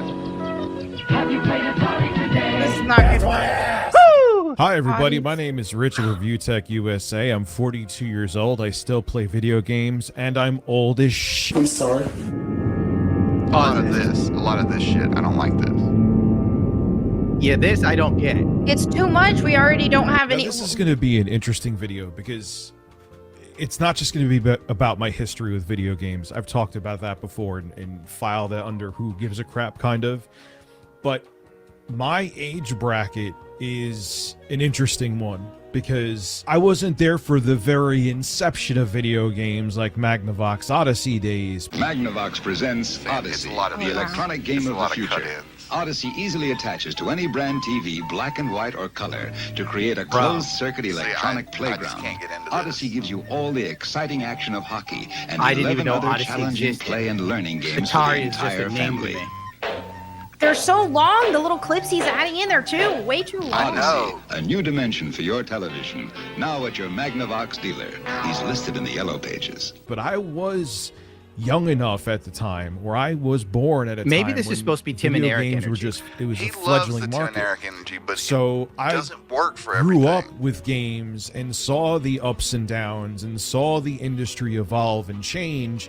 And that's why I thought this video would There's a be Smurfs game good back one in the to day? make, because my story kind of ties in with the industry. This video is, if that makes sense. Bro, Which I've I never think even it heard does. of Coleco. So my first lucid memory with gaming Wow. was And it going took him with my about a dad month, to and I whatever think right toy now shop we it's went sitting to at a total work out. of This is Richard Review Tech. And another thing I did, seeing the all digital future that we're going More into, views than I would bought think, Martin Scorsese's The this Departed is, and downloaded it This to. is feeling more like 2014 or 2015 YouTube to me. 2011. Yeah, or even that far back. Because I think back then people were more interested in, oh, I want to get to know about this creator and what they like and this, that, and the other. And I think now people We're in the age care. of Mr. Beast. Yeah, people care a bit more about what we're talking about, actual subjects. At least I notice with my own content, actually focusing on topics, what's going on in the world, what's going on in the gaming industry, this, that, and the other, instead of just, oh, this is about me and I like this and I like that and all of that. And especially all of the excessive cutting with all the other stuff inserted in. That's more older YouTube. Yeah, Ludwig's in the chat. He's at Dickers. The story that Rich told, Kino Casino clipped it about What is Dickers? One of his co-workers named him Dick and then started calling him Dickers. Hold on, let me see if I can find that video. It is a cute little clip. Hold on. I probably would have helped Rich because he needs it right there. I'm not editing shit though. Just advice. Yeah, I'm like outsourcing my editing now. Okay. Unless it's like major projects. Like Ludwig takes over my small stuff now so I can save some brain cells to paint Goku. You know what? I will send Melody Mac a picture of my Goku. Do that. Do you actually paint? Of course I do. I love that. That's awesome. YouTube is the least talented thing I do, and it's the most successful, which is why God punishes me. I understand that because I like playing music. I'm not that good at it though, but I like playing music, guitar, singing. Me too. I like to draw, all that. And before it was like my dream to be a comic book artist back in like me too. Yeah. In 2008. Do you remember Zuda Comics, the website? No. There was a website called Zuda Comics. It's run by DC, I believe.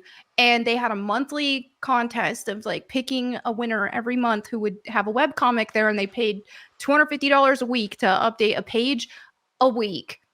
And I was working at Best Buy at the time. After work, I would go home. I would get my little Wacom bamboo tablet and draw so I could enter the contest. I needed 8 pages. And I came up with that. And I didn't even make it into the actual contest voting portion because it was really bad. But I learned a lot. I improved a lot. One of these days I'll make a comic. And people You need to make a comic of that character you said you'd make in Sonichu fashion. Exactly. I've had people, my friends give me advice and say, oh, just hire an artist to do it and stuff. But I wouldn't be living out my dream if I did that. I have to make it myself. Even if the art isn't as good as if I outsourced it, I have to make a comic myself. One of these days I'll do it. What is the comic going to be about? I have one that I have a few different stories I've thought about. One of them was a kind of Tomb Raider-esque inspired thing, but the one I really want to work on is... Christ. Keep going. Oh, no! Keep telling us. The one I really want to work on is like this... It's like this demon hunting academy of sorts. And so you have Nephilim, angels, and then even a dude who dies. And they have to fight demons like in the spiritual realm of the world of IRL and stuff. So I think that's the one I really would want to work on. That's one I wrote a lot. I wrote a big outline for it and all that stuff already. But right now it's just finding the time and the confidence in my abilities to make it. You got to do it, but you don't tell people you did it. You ghostwrite your own stuff. Me, what? Ghostwrite? Then when it takes off. Oh, then you say, by the way, I did this. Yeah, and then you lose everything because then you lose your trans audience. That's the thing. Oh, I would definitely lose them with this story. You would make sure nobody would sit there and go, "This character is coded trans," huh? I already wrote a lot of the script, and I have one portion where it's going to have my favorite slur in it. So let's just say I won't be able to put this on Kickstarter. I'm not gonna. You're not working at DC, that's for sure. Yeah. Would you go with Eric July's imprint? I heard he's trying to get YouTubers and stuff to do projects. It'd like be Yellow possible. Flash. I possibly. I would talk to him about it. I'm just not sure if. I'm not sure if that exactly works, because I think he's kind of. I don't know. I didn't get the whole gist of it, but from the video I saw, it looked like people who didn't have the resources to make it happen and needed help and stuff. But I have an audience. I already have everything I need to make something like this happen. So I don't know. I would definitely talk with him and see if that could be a fit. But he's not so much it's not so much a publisher. It's more of a, let's help you get your feet off the ground with this, to my knowledge, at least. So, yeah. I found the clip, actually. This is the Dickers clip. It's an interesting character. So there was a stock room at this arts and crafts store, and it was Tim's job. No, don't tell me the brother him to introduce me. It's so bad. Wait, what? What? All the different aspects of the store and talk to the different Well, Rich was employees. thinner back in the And day? he introduced Yeah, me to it's his like 4 brother years that ago. worked in the Whoa. stock room. He was a stock guy there, warehouse guy, I should say. And he was like, Tim was like, "Hey, John, this is my." Rich, don't tell the story. No, tell the story. My friend. He's already told it. There's nothing we can do to stop it.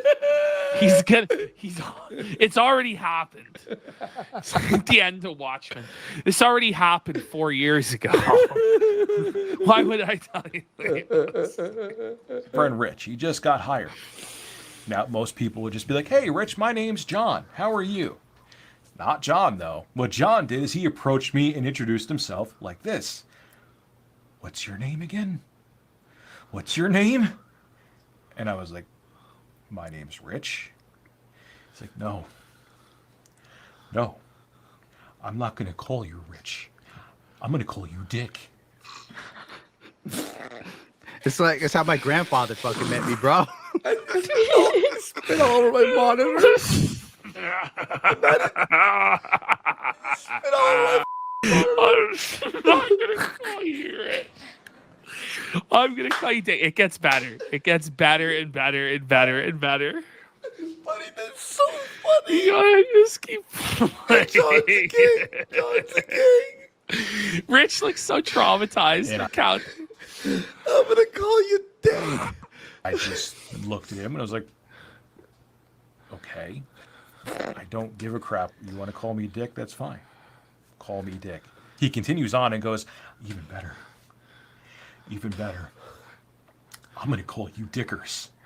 You! Why would they stop him right when he's going to sell it? Called Dickers Fast forward every it. day at work. You never step on a line. Dickers. First rule of show The business. Asian ritual begins. This is PPP. Or Dickers! And I'm looking at the guy and I'm like, okay?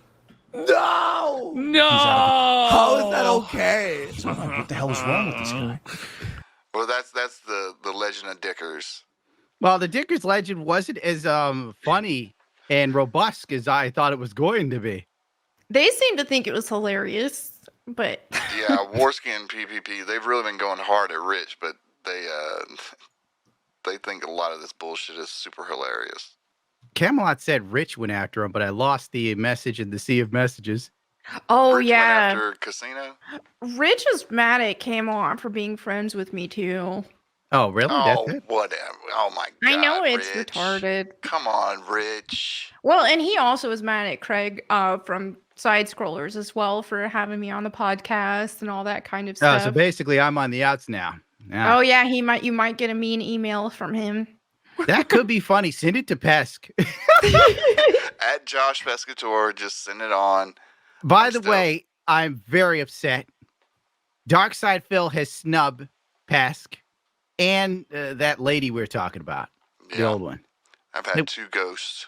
I am really, really pissed with that Phil didn't have the dignity to at least tell Pesk what a piece of shit I was so that I could read the email on stream. That was like the big part of the show that we don't have now because DSP is selfish. He's a selfish content creator. How about this? Banned. Gone forever. Damn it. Yeah, I love that guy. I tried. We tried to get him on for the May 1st. That would have been the most epic. Is anyone going to be on May 1st, by the way? We've got Keemstar on May 1st. All right, I guess Keen gets to be subjected to DSP shit. Yeah, he knows. That's one of the reasons why I think he chose that date, too, because he had all of May to choose from, and he's like, no, I want to do the date, this anniversary on this jerk-off day. Yeah, because I was sitting there, I realized what May 1st was, because originally you pitched it to me. You're like, let's do a whole DSP thing, and I was not in the mood that day. I was probably editing. I was just completely out of my mind. I only got one response, Chad. It was just like, pass. Yeah. I was like, the guys from That Being Said, we can get, No, everybody. No, I don't want to do this. And then later on, after I finally got away from editing, so a few days ago, 2 days of not editing can really change how you feel about life. And I'm just like, May 1st, I guess it could be funny to do some film related shit. Maybe Pesk isn't insane. I have a good idea every once in a while. Every now and then, I'll give you that. You're on it. I give you that. I will not lie to you. Sometimes you're on it. And sometimes you miss the mark so bad I'm confused. The quartering is on Fresh and Fit's live stream. Really? Really? Oh my God. Just pull it up. Pull it up. Hold on, let me see. I don't even know if this is true. After he was going at these guys. Funny if true. I don't give a fuck about Fresh and Fit. Oh, no. Yeah, I don't care if they bone some hooker. Merry Christmas. Yeah, just if you're gonna bone a chick you don't care about, for the love of God, don't nut in her. What are you doing? This is rookie shit. This is what you do when you're 14. A Chinese escort too. He was trying to play. She was a real escort. She was a 100% real escort. He kept saying oh, she has to spend so much money to get a visa to go from China to here. I'm like, yeah, guess who's paying for it? How the fuck can you give man advice if you're doing this shit? Yeah. Exactly. Here we go. And I did not get beat up by him, but he did attack me.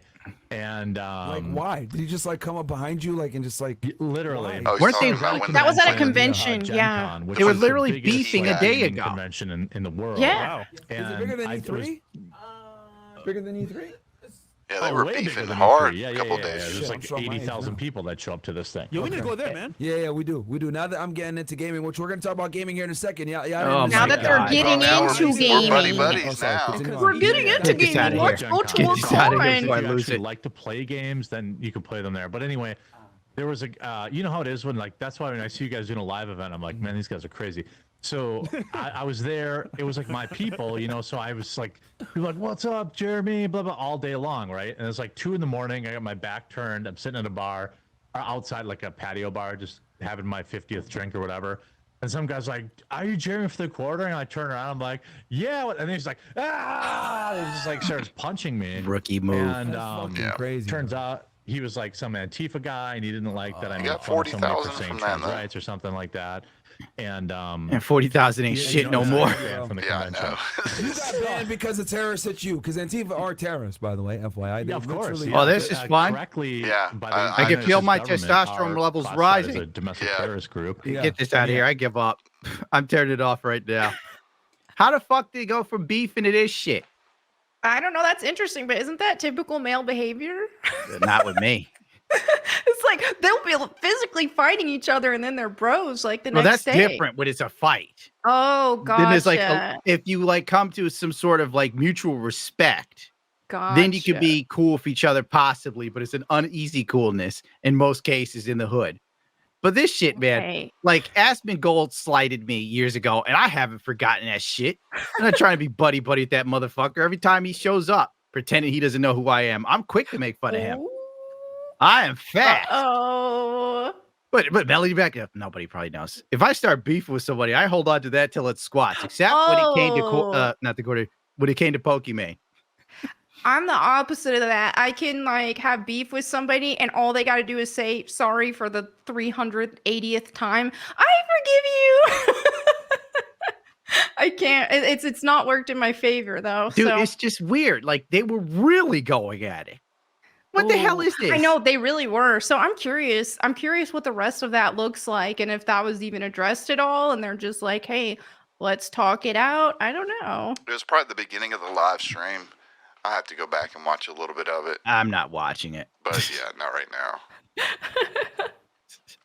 Y'all are bringing up Asmongold. This was let me get you motherfucker. He made a video, or he made 2 videos reacting to Meet My Twitch ban, and he really? When he made 2 videos, you mean his editor made well, the yeah, videos. He was talking on stream, and then it was on his Clips channel or whatever. I wish to God I could sleepwalk through content and get 1 million views. Mother of God. Look at this. Yeah. Look at this hard work.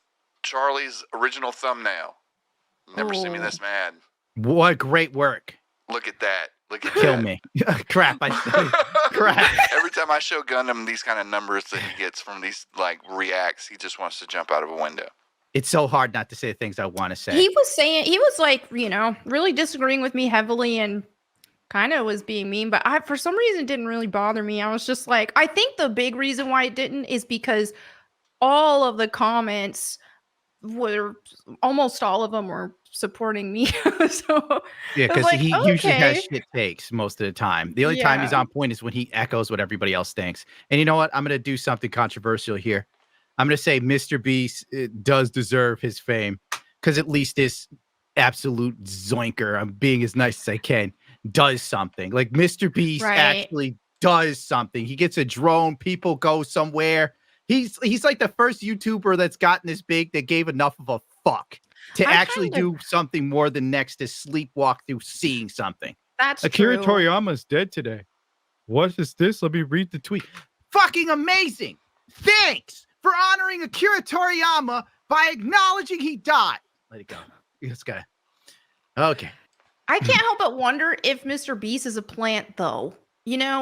Oh, yeah, totally. I can see that. Because it's just like, well, how does this guy get all of this, especially as young as he is, all of a sudden this dude enters the scene and is giving streamers all this money and all this. How is he rich? Where did he get all of his money?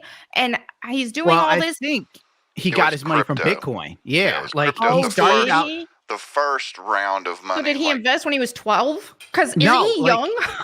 He started like a few years ago, like 4 or 5. His big thing was saying PewDiePie's name like 1 billion times in 24 hours. So it would literally be a 24-hour video of him sitting there going, PewDiePie, PewDiePie, PewDiePie, PewDiePie. That's how he got started. He made money off of that shit, invested it into crypto. Then when he got the crypto, he used his crypto money to start giving it away to people.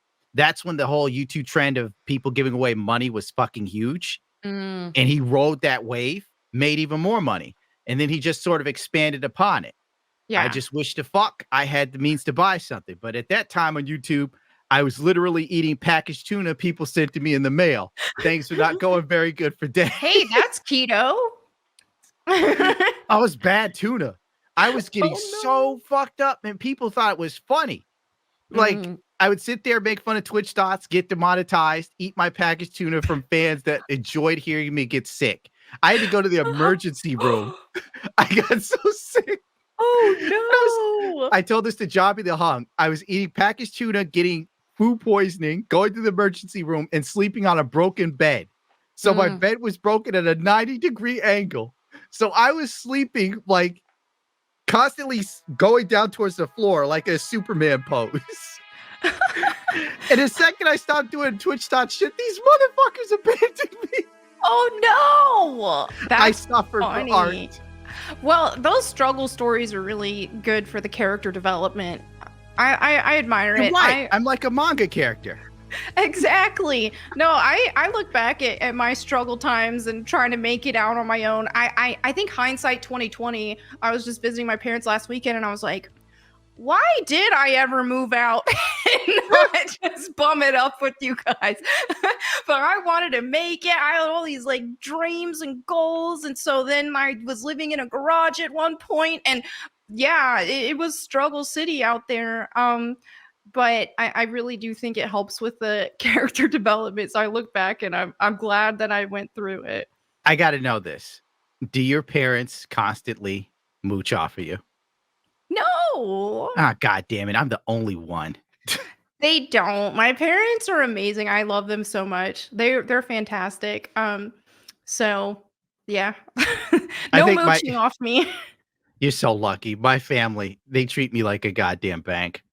Oh no. I've run out of money. I've overdrafted. And I got to give more money. Then I forget that I gave money 2 weeks ago. But then everybody realizes I have a memory problem because I crashed a lot of motorcycles. So then you keep giving them money? Yeah. Oh, I'm like Joe Biden. And they're the fucking Ukraine. But I have an excuse. I didn't get old. I just kept crashing my motorcycle and landing on my head. Right. Okay. On the racetrack, though, you know. Sometimes you get a little sexy. You go far out in turn 3 because the other guy's slow. And then you hit a dirty patch of the track and the bike goes flipping, and so do you. And I also have some sort of weird thing with my brain where the part that's associated with memory is shrinking. And the doctors are sitting there like, the hippocampus. No. But we're going to monitor you. And I'm like, so if this is like a new issue, they're like, yeah, we'll name it after you. And I'm like, that's cool. Call it bundomitis. All that packaged tuna is catching up to you. Yeah, I paid the price. You know, I was dumb for eating that stuff. But now I eat canned tuna from Natural Catch. You assholes should give me a sponsorship. It's great. High protein, low fat. Oh my God. It tastes good. Full fillets. It's not like the tuna in the package. It's like mushy. Like the tuna is like oatmeal in the pack. These people were sending me expired food at one point. I swear to God. If you want to get fancy, you'll get that albacore tuna. Oh, yes. That's my favorite. How did you know? So good. I just had the impression. I seem like an albacore kind of guy. Yeah, you do. Oh, well, long story short, my family keeps taking my goddamn money.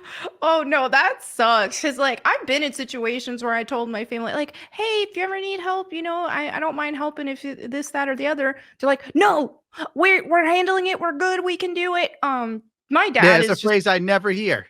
My dad is super responsible, though. He has always had everything in order. All the bills are always paid. Yes, he has great credit. He's just very responsible. So that's how you can tell he's a man, because a man has to have everything in order to have a family. And if you're a man that grows up in a house of mostly women, you learn to be in order, because chaos does not lead to anything but poverty. Yep, that's true. Did someone say get married already? That's it. You're banned. I have to leave Melanie single for Reddit. They love her so much. Reddit will try to kill you otherwise. So, or unalive you. Sorry, I didn't. I said the word. Yeah, we're screwed already. That's why I got a bulletproof vest. We're far enough. TJ Troutman just donated $50. Thanks, Gundam, for making the videos. It really got me through the pandemic, brother. Take some of this WWE Champions money and get out of New York, big bro. I'm going to take that money. I'm going to get a 5-star Stone Cold Steve Austin, because that's the bottom line, because Stone Cold said so. Oh, yeah. But I will say, thank you for the money, dude.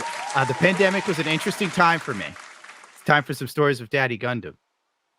My girlfriend had left me for a dude that was literally taller than me. Oh, no. He was 6'5". So oh my goodness. He was real tall. And that was his only redeeming quality. Isn't it always? It is. I remember she called me on the... These guys are like, I'm tall. I don't need a personality. His personality was getting drunk and doing drugs and then biting her. She got what she had coming. She told me, like, Gundam, don't you think that stability is boring? And I'm like, what do you mean? And then 2020 rolled around. It was horrible. YouTube muted me, but I fought with Pokemon. That was fun. That's the most fun I had on YouTube. The Pokemon story is deep lore, and it's great. Okay. I still I still DM her. She never replies, but you know, I'm trying to get her to block me. So I'm like, she's still not blocking you? Okay. I know, so she's gotta like it. She does, I bet. I told her, listen, I'm like a fungus. I'm just gonna grow on you. She's into it. She just won't admit it. I'd probably be the most macho guy in her DMs on, honestly.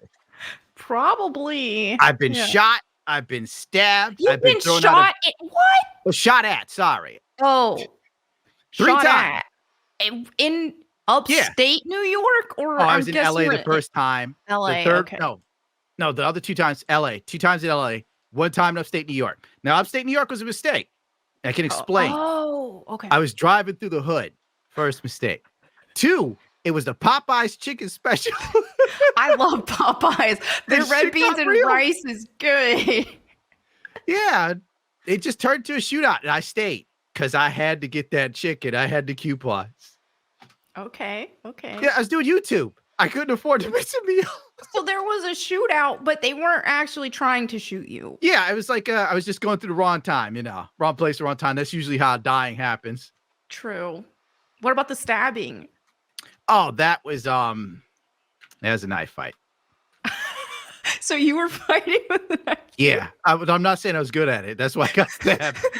You got to learn somehow. Yeah, it's just childhood. You hijinks. Wow, that's crazy. I have not been stabbed or shot at or anything like that. Well, you seem like such a genuinely, an overall nice person, even though you say things that upset people. I mean, that's everybody. Everyone has said something horrible at some point.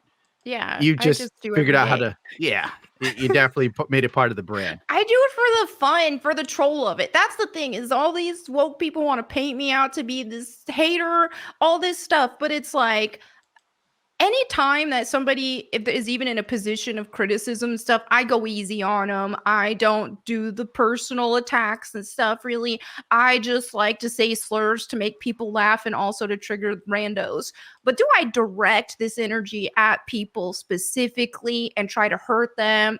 No.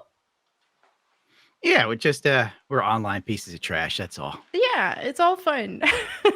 I did see a comment like knife fight, sure thing, but like, no, seriously, I caught it in the leg. It was in a black school, and I went to a lot of bad schools. Okay. I was trying to be a hoodlum back in the day, and as you could tell from my demeanor, I don't exactly fit the profile. But when you grow up in the hood and you're brown, you either down or you lay down. Do you feel me? So you're brown. What flavor of brown are you? The flavor of this avatar.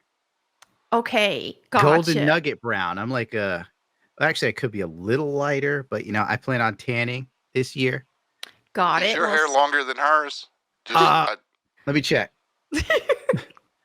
No, hers is slightly longer. Okay. Slightly. Okay. Yeah, my hair is cool. right at my chest. I trimmed it because I had like some Indian and black women want to pay for his hair. They want to buy his hair. I had a black girl hit me with a steel chair. You have just been in all these violent altercations. I figured that's normal. Like a black girl gets mad. Like you see Twitter, it happens all the time. People are like, oh my God, black people attack people at school. Like, yeah, bro, it's been going on for like decades. Just one day the girl got mad about my hair. Wham! And dude, steel chairs, they hurt. Mad that you had luscious hair, that she was jelly. Oh, you cannot have long hair around black women in the hood. Oh my God. Oh no. Like, it's just like, the racism in the hood is just, I'm not even getting into it. The most racist altercations I've ever been in were around black people, which is wild. But it is what it is. I've actually got a new school video where a black student beats his teacher, slaps the teacher a couple times. Yeah, dude. This kid was tame compared to the kids I went to school with.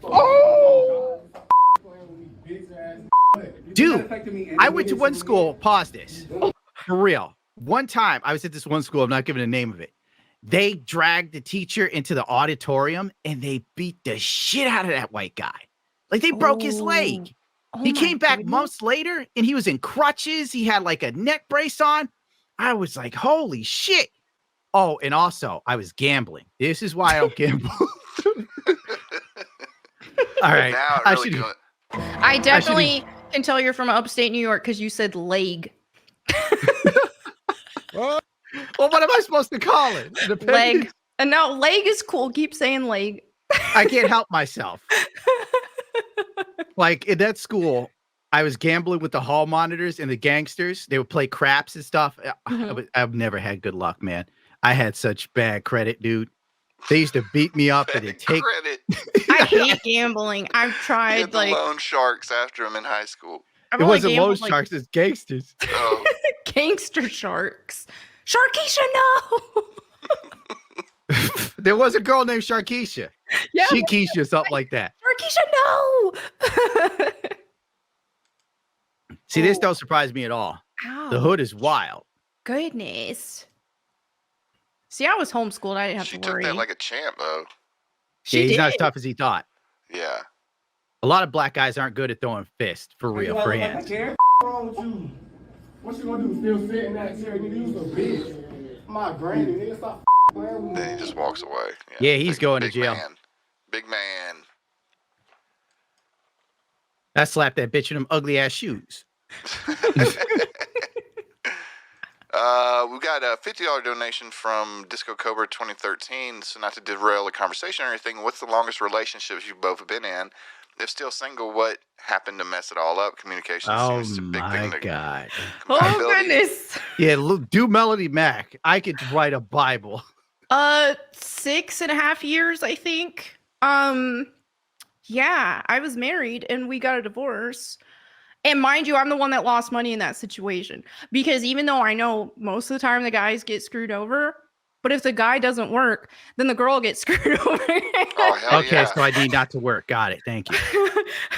So anyway, I'm not gonna go into super specifics because that wasn't even why we separated.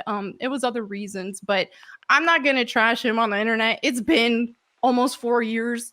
I'm over it. I hope he is happy. And I'm past it. See, well, give us more details. What led to the breakup? Goodness, So he jerked off to porn, huh? No, he didn't do that. Wow. It was, he was, I'll just say he was spending more time with other girls, and I'm gonna leave it at that. I don't want to get into. Okay. I'll just leave it at that. I'm not gonna He might not have been working at the time either. That's a little. No, bit he rough. wasn't. He wasn't either. So it was like, yeah, it was a straw that broke the camel's back. But yeah. See, Melanie hangs in there with you even when you don't work. I know, 6.5 years. Wow, 6 years. I was put in a situation though, because, and I feel awful because I don't want to I don't like to dish people's personal lives on the internet. But I was put in that situation because he at the time was he was a few years younger than me, and he had she's a cougar. Yeah, I am usually. But anyway, he had issues with his family. He was put in a situation where they were like, okay, you're done. We disown you. And they even called me and said, he's your responsibility now. And I had only at that time, we weren't even official boyfriend and girlfriend or anything. And so I told him that he could stay with me until he got on his feet and got a job and all that. And that never happened. So I just kind of inherited the situation, and I didn't have the heart to, when things got bad, I didn't have the heart to just kick him on the street. It was just, yeah. It was, yeah. I don't want to say too much because I don't like telling people's personal lives. Oh my God, go girl! I've had a woman literally leave me because she hated the way I wash dishes. What? Meanwhile, Melanie Mac hung in there. I know.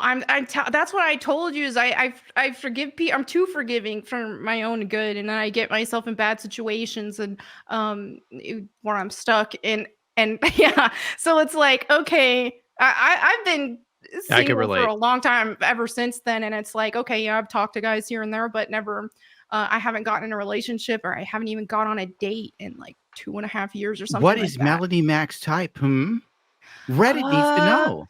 Well, I can tell you an anime, boys. Okay, that's chat. Don't even be put off by this. No, if I'm talking about IRL people. This is how women are today. The amount of women that have told me they're the type of guy through anime has been staggering in the last 5 years. I'm going to guess Gojo. Yes, I love Gojo. I really like his personality Gojo. a lot. He's just fun, lighthearted, fun-loving. But I really like Toji. I like Mahito. He's crazy though. Mahito. He's crazy. I'm picking Jujutsu Kaisen character. He is, but something about him. Even the Christian girls, something about him. Bad boys. I don't know what it is. Something about him. He's crazy. I like that. But no, if I'm thinking IRL guys, I really like Johnny Depp in Sleepy Hollow. Johnny Depp. Let me Google this. And Sleepy. Yes. Yeah, that was when the Barber of Fleet Street. No. That was pre-Amber Heard, before like the trial aged Johnny like 40 years. I know, before all that happened and the drugs, I think, or whatever else. But yeah, he was great in that. Okay, so if you look like Johnny Depp during his prime, you got a shot. Is there a height requirement? Taller than me. I'm like 5'6", 5'7". So I'm not like, doesn't have to be You're like not a height 6 queen, foot okay. tall or anything like that. Just taller than me. Yeah. Okay, what other celebrities we got here? Let me think. I liked Brandon Lee in The Crow. Okay, I'm sensing a pattern. Yes. I also, another one who's like different than the normal type, because those are the normal types that I go for, is like that kind of look. But why am I forgetting his name? He was Harry Osborn in the old Spider-Man movies. DeFranco. Didn't he get like James Franco? Wasn't he like kicked out of Hollywood for some weird sexual stuff? I think so, but he's attractive. See? It doesn't matter, guys. Even with the Christian girls, you gotta be good looking. Yeah, but that's the thing is different people are still attracted to different like types and all that kind of stuff. So there's no like cookie cutter, a guy has to be exactly like this, that, or the other. I would say I fit the bill. You let's see. Gojo's energy, totally me outside of YouTube. Except I don't have any magic powers or gorgeous blue eyes. That's a bummer. Okay. Yeah, that's a real letdown. But it's Long okay. Hair, though. Would you get a knife fight if someone tried to hurt me? That's the question. Oh, sure. Why not? I mean, if I get to dress like the Crow, like, I'm all for it. All right. I'm good with that. Yeah, just don't stand in front of any fake pistols. Don't worry. I got a bulletproof vest. I plan ahead. Oh, yeah, that's right. Boom. Bodywear bulletproof vest. They also make you look a little bit more fit. With $10. Wait a minute, Stu is alive. Josh is Stu. I thought Stu is dead, and Gundam was schizophrenic talking to a corpse. No, Stu is dead. I am talking to a corpse. It happened during COVID. Stu bravely decided not to get the jabs in my honor. And then he died of lung cancer. It was very tragic. I'm just his cousin filling in. It's because we haven't come up with an idea for Pesk yet. Like, I was sitting there like, why would we make him Stu? We have to have a whole ecosystem. We can't repeat characters already. That's like season 5 stuff. We're in season 2. I need to, I have a guide that I'm talking to about getting my avatar made. But it's going to take a little while, though. What is the avatar going to be? I showed you the theme of it. It was oh, yes. Now I remember. Yeah, actually, I'll pull up a picture of it again. By the way, Melanie Mac, do you have enough ass for Todo, honestly? I am kind of skinny, so But he likes ass. That's the thing. I don't know. Like, I got some. I'm not completely flat-butted, but I'm not like necessarily all caked up either. So, yeah. That is the right phrase to use. I forgot. Super cakes. Jujutsu Kaisen, though, amazing anime. Like, I originally thought it wouldn't be anything, and I was so wrong. Season 2 was so amazing. Good. Yeah. Yeah, I love it. There she is, guys. The perfect girl. All you got to do is look like Johnny Depp, Brandon Lee. You got to be like a really good looking guy. You got to make a lot of money. I don't think you need money for Max. Being as I was married to someone who made no money before, I think it's safe to say I'm not a gold digger. There you go, guys. I think I fit the bill of like Johnny Depp now, where he's like losing his looks, and he's still dressing like he's a rocker, though. He hasn't let it go. Like Pirates 3, Johnny. Yeah, I'm in that phase of my life. This is what my avatar would look like right here. Kind of like a 60s vibe. Long hair, glasses, mustache. That's cool. Maybe a suit. All right. The chat loves it. Judging by the silence, I love it. Yes. Thank y'all. Oh, wait, somebody wanted to like give Melanie Malk some place to live in upstate New York. What was that I saw earlier? Yeah, that was right here. Old cranky gamer. Too bad you're not in upstate New York anymore. I got a room in the house, furnace, basement, and all. But here are the funds to get out of New York. Save your mercury-laden soul. Thank you, sir. He also realized that mercury is the sweetest of all transition metals. Fish joke. Okay. Melanie, what? Gotcha. Tuna joke. Do we have super chats to get through? Yes, we got a couple of them. Mikey Gusler with $5. Gundam is your membership. 9 pieces of 8 of reference to Pirates of the Caribbean 3 at World's End. If so, I love it. My favorite pirate movie. Of course. What else would it be? Furious TV with £5. Why are you talking to fake conservative? They're pay piper to lead people their doom. Go Wait, on what? That. She's part I of guess the that's Zionist me. Movement. Yeah. Caught me. Rec1990 with the $5. Poor, nice, hot goth mommy, but why do ladies love bums though? I knew like 12 of them dudes and they were all worthless.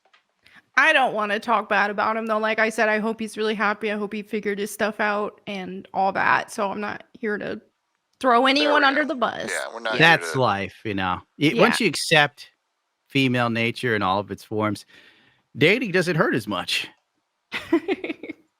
The second you realize the biggest hurdle for you getting a girlfriend is how good you look. That's kind of for women too, though. It's for everybody. Because I mean, women get judged on a much lower scale, and my proof is 90 Day Fiance. Check out the recent season. Like almost every fat woman that's 600-700 pounds has a husband or a boyfriend, but all the fat guys, like 1 out of 10 has a wife or a girlfriend. That is a good point. But my answer to that is don't be fat. Like I don't care if someone's a girl or a guy. Don't be fat. There's no excuse. Don't be fat. Like don't. I'm just making a point that the fat man is Yeah, the fat man's got it bad, but he can fix it, just like the fat women can fix it. But yeah, the women do have it easier still, but don't be fat. I wonder, like, when Boogie 2988's girlfriend like goes down on him, does she have to hold his belly up? I'm gonna ask Star about that. It's physics. It's something that's been on my mind a lot lately.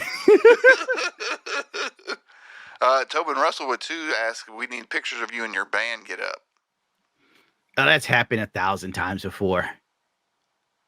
I look like a delicious young woman. Mario Chirillo with a $5. Here's some money for the escape from the East Coast commune land. You're my favorite semi-recovered drug addict. Best of luck, Gundam. I don't feel that I'm a semi-recovered drug addict. I'm like a scientist. I'm experimenting. And YouTube has caused me so much psychological damage that I really need vitamins some days. And on other days, I wake up and I have to drink for breakfast, lunch, and dinner. But don't worry, Melanie. I don't ever get tore up. Okay, I just get got it. Just buzzed enough to be able to edit a video. Yeah, please don't check the live stream of like 4 weeks back titled Willy Wonka. Why would you bring that up? Don't worry, I won't. That was a special stream in honor of Willy Wonka, a famous drug dealer in my area. Okay. Listen, okay, Melanie, I'm going to pitch this to you. He would make... Hold on, let me get some music for it. Yeah, give me some Willy Wonka music. He made chocolates and candies and pastries. Mm-hmm. Lower the music. He made all of these things and then put like LSD or mushrooms or cocaine. I think he actually had mescaline. which is probably why everyone loved him. What's that last one? What is that? I've never tried mescaline because he died before I could get any. But my friend, what? I'm telling a heartfelt Disney level story. Like, this guy was beloved in the drug scene. He was an artist and a poet. Like, a normal drug dealer would sell you just, like an 8-ball or something. But this guy, he would put it in powdered donuts. Like, I don't know. He was just so creative. And then he died. Oh, and when he died, the whole area mourned him. He lived near this pizza place. I'm probably giving too much information. And my friends were trying to get into his house to get his recipes. But this guy was such a genius that he didn't write down his recipes. They were all in his head. So he took his recipes to the grave, like the original creator of Coca-Cola. Legendary. Or KFC's original recipe. Yes.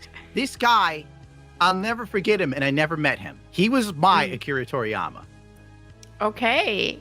That's amazing. Yeah. Melanie doesn't know what to make of it. You stunned her with that one.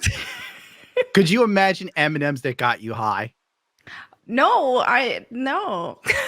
They like melt in your mouth, not in your hand, and they melted your brain. The dude was just great. Melt in your brain, not your hand. Yes. Stupid! You're so stupid! It's a good thing you don't do anything, Melanie, because I would have. You can't be around me because I would ruin your life.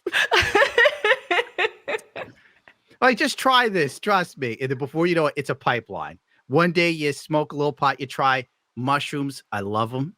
The greatest high I've ever had. Ooh. And it's not you don't get sick. You don't get messed up. You just trip, and the world is a beautiful place. Colors are just brighter. Things taste better. I was eating a cold piece of salmon, and it was some of the best salmon I had.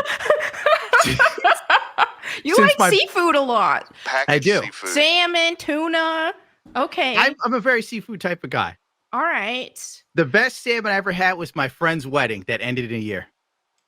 The black tie salmon. Oh my God. These chefs at that place, they knew what they were doing. Each bite was a cornucopia in your mouth. And while I was enjoying the salmon, my then girlfriend was like, "Isn't this wedding beautiful?" And I'm like, "This salmon. This is just, oh my God, this salmon." And she goes, "I hope they're happy together." And I look up and I'm eating and I'm like, I give it 5 years. And she goes, "You are such an asshole. You don't know how to be happy for people." And I'm like, "No, I know this girl. I know her type. She's got 5 years max." I was wrong. It was 1. Oh. So, even I fall off. I miss the mark sometimes. I like to try to live my life on hard mode where no weed, no antidepressants, no anything, no drinking, and I eat carnivore diet, so just meat and eggs, and sometimes dairy if I'm really wanting to treat myself. It's really like, adventurous. Bring it on. I just want to bring it on. I don't care how sad or upset I am. I'm like, I can do this. I want a hard mode life right now. So I've done that straight edge stuff for a couple years. Let me tell you, I like living on the edge. Everything is too boring for me now. I think hard mode would be like, it can be brutal sometimes. Sometimes it's like, oh man, there he goes. Oh, where'd he go? He's like, I'm over it. He's grabbing the bottle right now as we speak. That's right. He ran to it. Let me go ahead and run through a couple of these real quick. Jeddles with the Australian 15. Hey, from Australia. I've been watching you for many years, Gundam. I was thinking if you get the band going, that I'd fly over and see you guys play. Loving the live streams, but once a week is not enough. Well, who's gonna do videos if I'm here every day? By the way, Pascal, we really got to get Moonlight PC, whoever on the ball here. Meta PCs, please give me a call. We sent the pitch deck to Meta PCs like a week and a half ago, and the guy was like, I'm not gonna say his name, but he was just like, "Yeah, we'll get back to you. We got everything we need." It's like, all right, cool.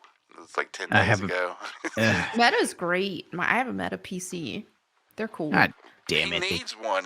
See what's happening? We keep losing it. Well, after I started saying the F slur a lot on social media, that's when I was like, okay, some people got offended, but Meta was like, hey, we're still cool to sponsor you and all that. And I was like, well, I already lost another sponsor over that. I said, people keep hate tagging everybody, all my sponsors. Maybe we just keep it kind of on the down low. My code still works, but we're not going to push anything. So I don't want you guys to get negative repercussions for my behavior. So that's kind of how it's been, but they're chill. That's impressive. Yeah. I mean, they should be fine with this. I mean, the most controversial thing what if I said it was controversial? Because I don't remember. Nothing. You've been a perfect angel. See? Melanie Mac is vouching for me. The FNT episode you were on, you did great on there. It was the other guy's nerd and Az that everybody went crazy on that stream. Well, I know where the line is. Like, I'm trying not to get anybody I used to be a bit crazy on other people's streams, and I did some stuff on Drinker's stream that I regret doing because I realize now you can't use the bundle of sticks word. Oh. Scotty doesn't know with the $10. Gundam, tell Melanie how perfect I am for her since I didn't go to jail because of Xanax addiction, and I am as pale as Edward Cullen and as worthless as Hassan Piker. I love Scotty. This guy is great. He was getting arrested, and he promoted my channel on the police body cam. This is a real ride or die. Oh my God, where is that clip? Amazing. I need that. Scotty's the guy you need in your corner. When I fall from grace and I start doing trash live streams like King Cobra JFS, I'm going to have Scotty just show up to my house periodically with like some sort of narcotic. Orion, $10. I love you, Gundam. You're my favorite drug addict. I'm experimenting. The Prime Line with £2. Thank you both for the great work. We're proud of y'all. Well, thank you for tuning in. Thank you, sir, for appreciating this madness. Sorry, I'm flossing. It's very important to have nice teeth. Oh, okay. Flossing's important. It is. Flossing the packaged tuna out of your teeth. Oh, no, we quit package. We're all with canned Natural Catch. Albacore. Okay. Use code. I don't have one. I think, I'm caught up with the super chats. Wow. Ooh, Solo Leveling. I've been wanting to watch that. I haven't seen it. I've been hearing that so much. I thought people were talking about like Elden Ring or something. Oh, yeah, an anime called Solo Leveling. So apparently it's good. I need to see it. Yeah, a lot of people have been mentioning that in the chat today. All right, I'll just have to steal it. I mean, buy it. Saren with the $10. Hey Josh, I sent you my script outline for the Fallout mod on X. I know you and Gundam have a lot going on 24/7, but in your spare time, I'd love to put the work in on my end. Yes, I have once your I get DM. it. I have your DM, Saren, so we will get. How big is the script? I haven't seen it yet, but he did see. I did talk to him, so he's probably sent it. I just haven't checked the chat. So, everybody's serious about this, so I will watch Solo Leveling. Shuriam Ferguson with the $5. Blessing Breda Gundam asking, have you seen the new Crow trailer? Have you seen the Civil War? And when you're going to review the Shy Guys or Geeks Love? All right. The Crow trailer disgusted me. Yeah, I agree. It looked dumb. The Civil War, I'm probably not going to see it. I saw a trailer. I thought, oh, that seems foreboding for today's America. And that's as far as I've gotten. They said it was boring. They said it really wasn't much to it. Doesn't it have Kirsten Dunst in it? Yeah. Because I know she's been on the campaign trail bitching about Spider-Man. Yeah. And Nick Offerman is the president, but he's only on the movie for like what I heard, like 2-3 scenes. Sounds like fun. A good Tailgater 51 time. with the $10. Thanks for being my favorite minority. Thank you. I wish you worked at YouTube so I could get treated like a minority and get like, put in the algorithm. A Time Waster's account with $5. I'm currently unloading a 53-foot trailer, and I got to drive to Georgia next. It could be worse. At least I didn't live in NYC. Good luck on your escape. I can honestly say, yeah, you're doing better if you're not here. This is the working man's podcast. Like everyone that always chats in, they're always in the middle of, they're on the loading dock or they're driving big rigs across the U.S. God bless them. You need big rig drivers. The hell with electric big rig drivers. I mean, not the drivers themselves, but the hell with big rig electric trucks. That shit don't make no sense. Primal Clown with the $10. I'm stuck in Colorado and I can't get back to my country, but at least you can get out of New Woke or New Venezuela. It is turning into Venezuela, actually, now that I think about it. I really wish I paid attention in Spanish class. Pop Enrico with the $10 for the New York Escape for Gundam's Fund. Thank you so much. We also got 5 gifted subs from a Maury boy. He's back again, that wonderful Chad. Sean with the $10. What motorcycles have you owned? All sport bikes, any off-road stuff, sport moto maybe. If you said on Twitter, I wouldn't see it. The effort you clearly put into editing is why I started watching. I don't do anything but sports bikes. I can't stand cruisers. They're too boring. I don't do off-road. Everybody I know that does off-road breaks something. But then again, every guy I know that was on a sports bike, I've had like 6 or 7 friends die now I think about it. So I guess my logic there isn't really sound because the guys who broke a collarbone are still alive. Mike is dead. Oh, well. Darth Revan 1, member for 2 months. You missed my super chat, you bastards. Just kidding. Love Melanie and love my boy Gundam. Keep the train rolling. I missed it. Hold on. I'll find it. He'll punish himself later by looking at $200,000 trucks. Myself. I've been a bad boy, a bad producer. I'm doing it to Goodbye Horses later on. It'll be a treat. Yeah, you'll have to watch Dylan Mulvaney and the Quartering podcast with Fresh and Fit. Don't tempt me with a good time. Fire Dog with the $10. Hi, Gundam. I'm a firefighter, and I played your song Drug King for the guys at the station, and they loved it. You got some new fans. Melanie, I love you. You're the best. Thank you. Number one, this guy is obviously based as hell. I could tell by his avatar. That's Ricky Maru for Tenshu. Mm-hmm. God bless you, sir. I played, wasn't there a Ricky Maru in Dota? That I don't know. I wasn't a Dota person. Okay. I remember playing that Ricky character. He was stealth. Oh, check this out. Knox with the $10. Fixing war helicopters for the government. Thanks for the laughs. So we got military guys listening to the podcast. Military guys have like hooked me up with the oddest paints from overseas for years. God bless them all. And I will tell my band members that the firefighters support us making music again. It's just trying to get them to do it. Like one of my friends was playing a bar. He's like, they're waving around machetes. I don't know if we're going to make it through the set. And I'm like, you want to keep doing this? Playing these chicken shit rigs where people are about to kill each other with machetes? Forget it. I don't need to bore people with my life. I found a Dark Revan. Straight from New York Money Fund. I'm rocking that 2003 E46 M3. Need for Speed W05 Life. 180K, still runs like a champ. Go old school to run forever. Hell yeah. M3s, they were the shit back in high school. Oh, the M3 BMWs? Yeah, that's what he's got. The old school kind. The 2-door. Yeah, those are classic. I'm looking. Everybody's got a cooler car than me these days, except Melanie Mac. Once I get that Gojo skin on it, though, then I'm serious. We could probably make the Gojo skin happen just for the fucking lulls. That would be a great like Indiegogo or we don't even need the Indiegogo. It couldn't be anything more than like $500. Yeah, you're probably right. Man, that would be a good. That'd be a good video. That would. I think it would still be funny to do an Indiegogo for it. Yeah, you do an Indiegogo, you get enough money to buy a whole new car. Yeah, but I don't. I just get the skin on it and save the rest. And then Melissa McCarthy goes crazy. Melanie Mac's Indiegogo gets up to $100,000 and she just buys a sticker and puts it on her fucking car. Then she eats a stick of butter.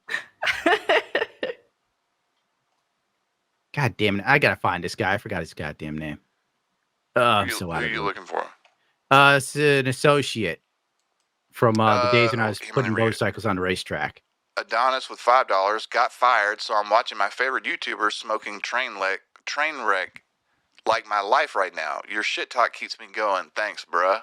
God bless you. Losing a job sucks. And then your only source of entertainment is my bullshit. You're on hard times, brother. We are truly sorry. But we're going to get Melanie Mac a Gojo decal on her car.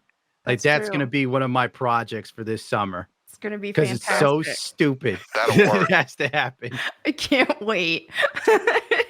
The worthy one with $5. Hey Gundam, here's an anime recommendation. Hit me with it.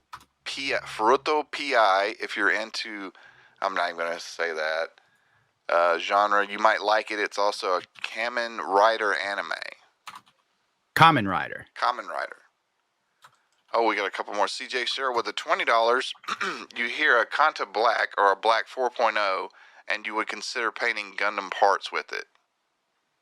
You hear what? I don't get that one. Mm. Do you get it, Melanie Mac? Like I don't. Painting Gundam. Maybe part? it could be an Kanta airbrush. Black. Oh my. Is that a painting? Is that a airbrush gun or something? I don't know. It could be a paint, maybe. Oh, I got a nut. Pixie, I think Josh skipped my super chat too. I'm sure Melanie would have loved it. Oh no, I'm slacking on my pimping. Let me find it real quick, because that's what we do here at this show. We don't just not read your super chats. I'm guessing Kanta Black is a color. Oh, someone said he meant Vanta Black. Vanta. Oh, yeah, No. that's that What dark is black. that? I think so. That's that black that is like infinite black. It is. That is cool. I guess I could. It looks kind of matte. That's ridiculously black. That is. You know, it reminds me of the Mastermind's Perfect Grade Unicorn, which is this sort of black, but it's shiny.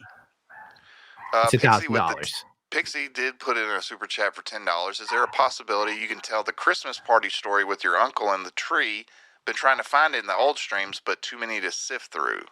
Oh, man. Not my childhood again. Well, let's hear about Melanie's childhood. Like, all of my stories are the same miserable shit. Is it Darkside Phil? Darkside Phil has donated 5,000 yen. Okay, that's 50 cents. That's 50 cents. No, it's actually $50. Really? Snort from Tokyo. Yeah, Snort from Tokyo, Japan. Toko-san loves you. If you ever want to live in Tokyo, I run a company here, and you can hook up with a visa. Get yourself a real 3D waifu in Japan. Well, Phil, for $32, I might have to take you up on that offer. The yen is plummeting. The yen is plummeting. Defender X was 5. I own a Survivor 1976 Ford Gran Torino Elite. True Nice. duels with glass packs and a 351M. Here, Awesome. I'll show chat what I drive, because a couple people did ask. All right, people, get ready to be fucking. Okay. Oh shit! Oh, that is really nice. That's that's a nice car, dude. The Gran Torino. I recognize this. Yeah, Gran This Torinos is are legendary. the shit. Especially if you have the red one with the iconic white stripe.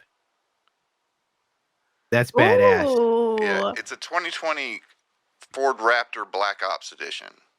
Call of Duty. Yeah, it actually is. That is awesome. I put the Fox racing suspension on there. That's why I was so into this Fox truck earlier, because they did my suspension in my truck too. But yeah, somebody they door dinged one of my fender flares, so now there's like a 2-inch cut. And they drove away. As like I was in the grocery store. I came out. I could see Why the people fuck would like they stick driving around? Do you know how much that car costs? I You know. do know.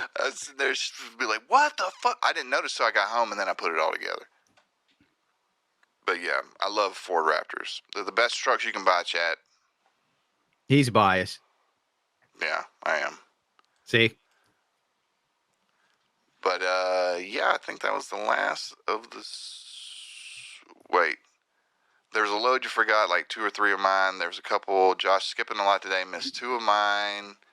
I didn't read a few of them. Some of them I just put up if they were like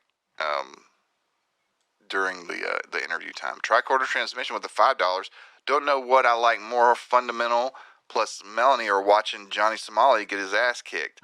Help me decide to pop a Gundam. Much love. Well, Johnny Somali getting beating up was pretty funny. Like they shook him up like a dry martini. Toaster, I love toast with $5. I have a 2012 WRX and I love it. Raven, you're a goat for having the NSF MW03 car. I love the game. Best Need for Speed game. Need for Speed Most Wanted. That's probably what that stands for. Yeah, when I get my next Mustang, and then I might show it off, but I might not. Skip my earlier super chat, Josh Reed. I'm so sorry, guys. Sometimes when the guest is talking, I don't like to interrupt, but I'll stay late and do it by myself because we're at like 3.5 hours, and I don't know how much longer Miss Melanie can probably stick have to around. let Melanie Mac go because this has been a long time of foolishness. It was fun foolishness. All right, I got contacted the guys I need to talk to about like the Gojo thing. What's this car again? Okay, Honda Fit hatchback. What year? 2018. 2018. All right, I'm gonna contact them. I love this. Oh, okay, we're on the case now. Oops, I forgot that my thing reacts to me typing. Your face was all earthed up. Wow, I'm really glad I showed up today for this. Now I'm gonna get a souped up Gojo sticker on my car. Well, there is gonna be like one caveat that I left out. Okay. You probably have to install it yourself. That's fine. I can make a video out of it. There we go. Thank Decals you, aren't that hard. At least I got one person in my corner. Look at that. That's so nice. So nice. Well, if somebody else came in here and did something where I could just do something goofy with them, who could I think of? Who else have we had? Like if Ratanga said he wanted to put some dumb shit on his car, you better believe I would totally help Ratanga put dumb shit on his car. Or Kirsha, that would, anime out her car. That would She'd put like ketchup on Kirsha. Yeah. She is good. She was one of our best shows, actually. I can't believe the chat. Papa wants some pussy. He's being a hoe. This is funny. Putting fucking Gojo on a Honda Fit. What the hell is this thing? Opponent's Chaplain, that's my boy right there. You're doing fine, Pest. Deploy to get more money to donate by missing checks as tactical genius. It's not. Smart. I'm not missing on purpose, I swear. There's no machinations behind the scenes. Are we at the end of the show, I take it? We're at the Miss Melanie's at the end of the show. Do you have anything that you want to plug for the chat? Let them know where you are this week. Yeah, you guys can watch me at Melanie Mac Go Boom for my nerdy commentary stuff, and then my Bible channel, Bible Time with Melanie Mac, and then I'm on the Quarter Inks podcast at Quartercast Live, Tuesdays and Thursdays. Awesome. Sounds like a plan. You can listen to or read the Bible and probably make you aware of how you're probably going to burn in hell. So I would recommend Warhammer. You don't have to burn in hell. There's a way out. There you go. Smokey, here's your water. Thank you for being on this goofy show. Thank you so much for having me. This was amazing. I'd wave, but my hands I didn't set up the camera for him. Okay, all good. All right. Well, we appreciate you coming on, and we'll talk to you later. Thank you. Bye. See ya. Bye.